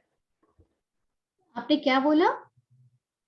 ये जो कॉन्सेप्ट यहाँ पे दिया हुआ है ना लास्ट वाला, जहाँ एकेंद्रियादिक जीवादि हाँ। तत्वों को यथार्थ जानने वाला, तो हाँ। ज्ञानावर्ण, इसमें हम ये वाला कॉन्सेप्ट भी ले सकते हैं ना, ज्ञानावर्ण कर्म का उदय 12वें गुण स्थान तक होता है। देखो, ज्ञानावरण कर्म का उदय हम नहीं कहेंगे, शयोपशम कहेंगे, क्योंकि ज्ञानावरण कर्म का तो जिसे कहते हैं ना, आपका चौथे गुण स्थान में मिथ्यात्व का अभाव हो जाता है ना। नहीं मैम, वही मैं बोल रही हूँ एक्चुअली कि ज्ञानावरण कर्म का उदय 12वें गुण स्थान तक होता है, थोड़ा बहुत होता है लेकिन होता है। तो अगर हम इसको लेते हैं, जो जैसे उन्होंने जो कॉन्सेप्ट क्लियर किया, मैं समझने की उससे बोल रही हूँ, तो इसके फिर हमें जो 12वें गुण स्थान तक है उनको हम मिथ्या दृष्टि में डालना पड़ेगा, जबकि वो सम्यक दृष्टि होते हैं। और ज्ञानावर्णीय कर्म का क्षयोत्सम एक इंद्रिय में भी होता है। हाँ। हाँ, तो फिर उनको सम्यक दृष्टि की उसमें डालना पड़ेगा। तो इस वजह से भी हम इसको ज्ञानावर्ण कर्म के उदय को मिथ्या ज्ञान के कॉन्सेप्ट में नहीं ले सकते। मतलब ये देखिए, जो यहाँ पे पंडित जी चर्चा कर रहे हैं ना, वो 2 एंगल से ये कहना चाह रहे हैं कि जब तक जीव एकेंद्रिय आदि असंगीपना है, एकेंद्रिय से लेकर के पंचेंद्रिय असंगीपना तक, तब तक उसको यथार्थ जानने की शक्ति नहीं है। यथार्थ जानने की क्या? जीवादि तत्वों के, बाकी की नहीं कर रहे, क्योंकि बाकी के लिए हो सकता है, लेकिन जीवादि तत्वों का प्रयोजन यहाँ पे मुख्य है, उस चीज को हमको नहीं भूलना। तो इसलिए वहां पर उनका ज्ञानावरण का उदय भी होता है, साथ में श्रद्धान का, मिथ्या दर्शन का, ठीक है, वो दोनों निमित्त हैं। और जो संगी पंचेंद्रिय जीव होते हैं, अब उसके पास में फिर से वापस ध्यान रखना, हमारा पर्पस क्या है? मोक्ष मार्ग के एंगल से, जीवादि तत्वों के यथार्थ श्रद्धान के एंगल से। तो यहाँ पर उसको आप क्षयोपशम लब्धि है, यहाँ पर वो ये काम कर सकता है और शक्ति है, लेकिन मिथ्यात्व का उदय, दर्शन मोह का उदय है, तो वो उसमें निमित्त बनता है। यहाँ वो एंगल है। बात समझ में आई है? आप जो कह रहे हो ना, उसमें वो अन्य चीजों का भी क्षयोपशम आ जाएगा, अन्य चीजों का उदय भी। हम यहाँ पे खाली जीवादि तत्वों की बात कर रहे हैं जो प्रयोजन भूत है। ओके मैम, आप एक बार फिर से पढ़िएगा, सुनिएगा, फिर ख्याल में वो आ जाएगा। नहीं आया तो फिर मुझसे बात कर लीजिएगा। ठीक है। हाँ, तो अभी एक स्टोरी हमको करनी थी। स्टोरी की समरी कोई करने वाला है?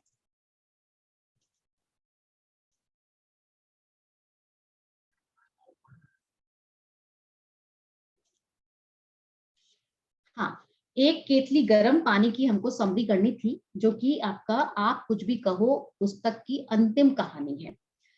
अब ये जो कहानी है, इसके अंदर एक स्वप्न में एक बालक है और वो अपनी चर्चा कर रहा है, वो अपने स्वप्न की चर्चा कर रहा है, स्वप्न में वो क्या क्या देख रहा है, वो सब चर्चा है इसमें। मैं इसको डिटेल में नहीं लेना चाह रही हूँ, क्योंकि ये काम आपका सेल्फ स्टडी का है। आप लोग अगर समरी करते हैं तब तक तो भी ठीक है, ठीक है ना, लेकिन आप लोग को समरी नहीं कर रहे हैं, और मैं अब इसको बुक को यहाँ पे खत्म कर लेना चाहती हूँ, ताकि हम नेक्स्ट टाइम से जो 2-3 क्लासेस में हम मोक्ष मार्ग प्रकाशक को फोकस कर ले, और फिर नेक्स्ट पेपर जब हम स्टार्ट करेंगे तो उसमें हम दूसरी जो सेल्फ स्टडी बुक है काल के ऊपर, उसकी चर्चा स्टार्ट कर सकें। तो इसको कहीं ना कहीं हमें एंड करना ही पड़ेगा। अब यहाँ पर एक बच्चा है, और बच्चे का होता है ना कि वो कुछ भी बात बोलता है तो शुरू शुरू में तो मान ली जाती है, एक साइकोलॉजी बताइए बच्चे की कि शुरू शुरू में तो उसकी बात मान ली जा रही है, फिर बाद में ऐसा लग रहा है कि जिद कर रहा है, तो अब जिद कर रहा है तो हर आदमी ये क्या करता है, बच्चे को जिद्दी नहीं बनाना, तो वो उसको ठीक करने की कोशिश करता है, उसकी हर बात को फिर जिद समझ ली जाती है।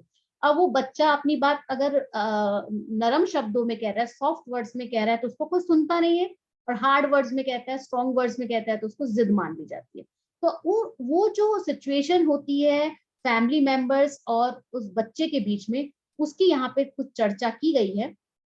मैं तो केवल यहाँ पे एंडिंग पार्ट को लेकर के थोड़ा सा डिस्कस करूंगी, बाकी तो स्टोरी को आप पढ़ लीजिएगा। इसमें मनोवैज्ञानिकता ही ज्यादा दर्शाई गई है। और देखिए इसमें, एक मिनट, मुझे क्या है 2-3 स्क्रीन होने पर समझ में नहीं आता, ये फिर मुझे नीचे का पार्ट दिखता नहीं, और ये बुक में मेरे पास स्टोरी नहीं है तो मैं देख भी नहीं सकती। अब यहाँ लिखा है कि स्वप्न के सत्य होने का अर्थ मात्र, एक मिनट में कोई विंडो बंद भी कर देनी चाहिए, एक मिनट, हाँ हाँ, स्वप्न के सत्य होने का अर्थ मात्र किसी घटना के सत्य होने से ही नहीं होता, अपितु उसमें किसी सत्य का उद्घाटन भी हो सकता है, उसमें हमें कोई मार्गदर्शन भी हो सकता है, पर जब हम उसके संकेतों को समझें तभी उसकी सत्यता की प्रतीति हो सकती है। अब ये तो एक जनरल एक्सप्लेनेशन है कि सत्य स्वप्न के बारे में, कि जब हमें कभी सपने आते हैं तो सपने जो दिखाई दे रहे हैं तो वो ऐसा नहीं है कि हमेशा ही कोई उसमें सत्य घटना हो, उसमें आगे आने वाले सत्य के बारे में भी कोई बात हो सकती है। नॉर्मली हम कहते हैं ना कि कोई विचार चल रहा होता है, वही हमारे सपने में आ जाता है, पहले का जो चिंतन होता है, जो हमने विचार किया है, टेंशन किया है, मतलब वो सब चीजें आ जाती हैं। तो यहाँ ये कह रहे हैं कि कभी कभी ऐसा भी हो सकता है कि हमको कोई मार्गदर्शन के मिलने लायक भी कोई संकेत उसमें मिल जाए, हमको वो भी उसके अंदर पता लग सकती है। अब यहाँ पर बच्चे अपनी आवश्यकताओं के लिए ही इस बात कहता है, पानी उसको गर्म पानी चाहिए नहाने के लिए, लेकिन उसकी इस बात को कोई समझता नहीं है और उसके ऊपर बात कही गई है। अब यहाँ पर ये है कि जो बात कही है कि क्या भूखी नंगी गूंगी जनता की आवाज सुनने की हमारी क्षमता समाप्त हो गई है। बच्चे के माध्यम से समाज तक बात पहुंचाई, समाज की बात कही है कि जब लोग, ऐसा होता है ना कि जिन जो अभावों में हो तब उनकी बात को कोई सुनता नहीं है, उनकी पुकार धीमी होती है तो वो सुनाई नहीं देती, और जब वो विद्रोह करते हैं, जब वो अपनी बात को और तेजी से प्रेजेंट करते हैं तो उसको क्या संज्ञा दी जाती है, विद्रोह की संज्ञा दी जाती है। अब आवश्यकता उसकी जायज मांगों को पूरा करने की है या उसे विद्रोह कहकर दबाने की है। तो ये बात यहाँ पे प्रश्न छोड़ दिया है डॉक्टर भारिल ने कि हमें क्या करना चाहिए, कि हमको क्या ये डिसाइड नहीं करना चाहिए कि ये बात रीजनेबल है, इसको पूरा करना चाहिए, या हम उसको विद्रोह कह करके उस बात को शांत कर दें, क्योंकि बच्चा है तो हम उसके ऊपर अपनी बात चला सकते हैं, है ना। और सेम रिवर्स पोजीशन हो जाती है जब हम बड़े हो जाते हैं, बच्चे हमारे बड़े हो जाते हैं, अब बच्चे हमारे ऊपर अपनी मांगो अपनी बात करते हैं। हम जब अपनी मांग रखते हैं तो उसको वो कह देते हैं कि उसको भी विद्रोह कहकर दबाने की कोशिश करते हैं। तो दोनों तरह से होता है, और इसको घर परिवार में नहीं, समाज देश और वहां पर भी ये इन सब चीजों को लगाया जा सकता है। तो उस कुल मिलाकर के इसमें परिवार और देश, उनकी स्थिति को कुछ निर्देश दिए गए हैं, और स्वप्न की सत्यता से इनकार किया जा सकता है क्या, यहाँ पे एक प्रश्न छोड़कर की कहानी को खत्म कर दिया गया है। तो इस कहानी के अंदर साइकोलॉजिकल इफेक्ट्स ज्यादा है, बाकी ऐसी कोई विशेष बात मुझको तो ऐसा लगा नहीं है। और आगे आपको इसकी जो समरी लिखनी है उसके लिए अगर आपने देखा उसमें जो अभिमत दे रखे हैं, ये बहुत अच्छे अच्छे इसके अंदर आपको बातें मिल जाएंगी कहानियों के बारे में भी, कि किस तरह से कहाँ क्या कहा गया है। अभी आप जैसे चंडी प्रसाद जी, जो अक्षय कुमार जी जैन के बाद में उनका उल्लेख है, उन्होंने एक बात लिखी है, ये है आपका 3rd पेज पे आएगा। हेमचंद जी जैन के बाद में अक्षय कुमार जी, उसके बाद चंडी प्रसाद जी। देखिए यहाँ पे लिखा है ना, तिरिया चरित्र। अब इस कहानी के बारे में आपको लिखने को मैटर है कि पंडित राज तथा पनिहारिन का संवाद रोचक संवाद है और अपरिग्रह और सहिष्णुता का द्योतक है। अपरिग्रह तो पता ही है, और सहिष्णुता उनकी सहनशीलता का द्योतक है। ठीक है, फिर उसके बाद ऐसे ही नेक्स्ट जो शीतल चंद्र जी का है, शीतल चंद्र जी ने बात कही है कि परिवर्तन कहानी गणेश प्रसाद वर्णी जी के भी जीवन परिवर्तन की स्मृति को तरोताजा कर देती है। मैंने भी इनके बारे में, गणेश प्रसाद वर्णी की मेरी जीवन गाथा, इसकी 1-2 रिकॉर्डिंग सुनी है और उसके अंदर ये सब चीजें आ चुकी हैं। तो मुझे भी वाकई ऐसा लग रहा था कि मैं भी रिलेट कर रही थी कि कहानी वहां से रिलेट होती है, परिवर्तन कहानी, कि गणेश प्रसाद वर्णी जी ने भी अपना धर्म परिवर्तन किया था। वो ब्राह्मण धर्म से थे और दिगंबर धर्म को अपना लिया था।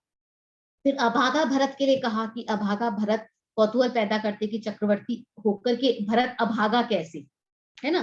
फिर उसके बाद में आप तो नेक्स्ट देखेंगे देवेंद्र कुमार जी शास्त्री का यहाँ पे आता है कथन कि तिर्य चरित्र प्रतिनिधि कथा है, जो कल्पना में भी यथार्थ है और यथार्थ में भी कल्पना से अनुसूचित है। ये आपको लिखने की नीड नहीं है, पर समझने के एंगल से बता रही हूँ आपको। डॉक्टर प्रेमचंद जी राव का है, तो इन्होंने यहाँ लिखा है जागृत विवेक के बारे में। एक्चुअली मेरी बुक में है, यहाँ पर नहीं है, कि जिस समस्या को छुआ है वो अपने आप एक बहादुरी का काम है, जागृत विवेक के अंदर। फिर उसके बाद डॉक्टर राजा राम जी जैन है, यहाँ पे लिखा है जागृत विवेक में जिस समस्या को छुआ गया है ना।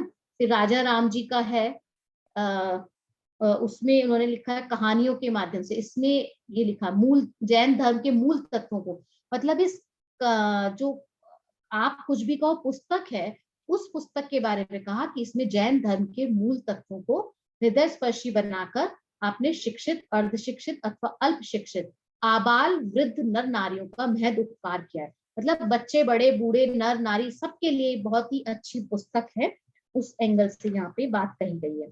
फिर डॉक्टर कस्तूर चंद जी सुमन में से काफी सारे विद्वानों से मैं मिली हुई हूँ।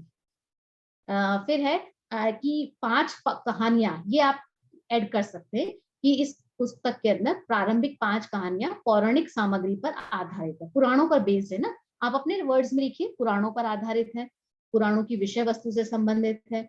इन कहानियों के माध्यम से जैन संस्कृति एवं इतिहास को जन जन तक पहुंचाने का लेखक का प्रयास सराहनीय है।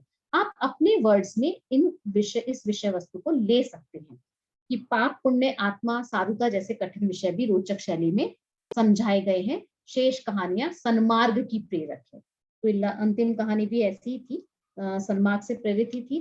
फिर उसके बाद है राजकुमार जी, आयुर्वेदाचार्य है, तो इन्होंने लिखा है कि प्रथमानुयोग की कथाओं को सरल सुबोध आधुनिक शैली में इसमें लिखा गया है। ठीक है। फिर उसके बाद में है भरत चक्रवर्ती न्याय तीर्थ, उनका उल्लेख है।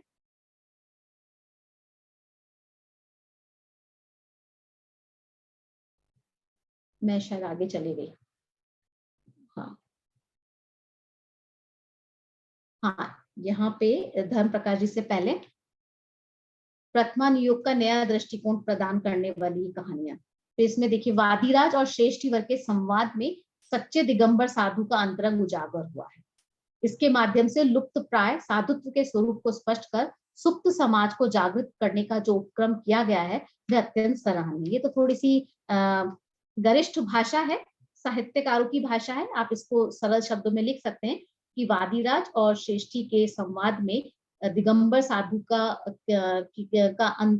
अंतर मन को स्पष्ट किया है, उसके अंतरंग को बताया गया है। और इसके माध्यम से जो अभी वर्तमान में साधुओं का जो स्वरूप दिखाई नहीं दे रहा है, उसको स्पष्ट करके सोए हुए समाज को जगाने का प्रयास किया गया है ना। इस तरह से आप अपने वर्ड्स में लिख सकते हैं। इसमें बहुत सारे अच्छे अभिमत लिखे गए हैं, तो उनको भी पढ़ लेना चाहिए। कोई पुस्तक कोई भी हो, उसके बारे में आगे पीछे हमको पुस्तक को पूरी तरह से देख लेना चाहिए कि उसमें कहाँ क्या कहा गया है। और इसको देखने के कारण मुझको आपको हैरानी होगी। चलिए हम बाद में बात करेंगे, रिकॉर्डिंग ऑफ करने के बाद में। पहले जिनवाणी की स्तुति कर लीजिए, फिर मैं बात करेंगे, फिर बात करते हैं। किसको करनी है स्तुति? मैम हमें करनी है। हाँ करिए। माँ जिनवाणी मुझ अंतर में होकर मुझ रूप समा जाओ, शांत शुद्ध ध्रुव गायक प्रभु की महिमा प्रतिक्षण दर्शाओ। हे जिनवाणी भारती तो ही जपो दिन रैन, जो तेरी शरणा गए तो पावे सुख चैन। जावाणी के ज्ञान से तुझे लोकालोक, तो वाणी मस्तक नमो सदा देत हूँ दो, सदा देत हूँ दो। सबको जय जिनेन्द्र।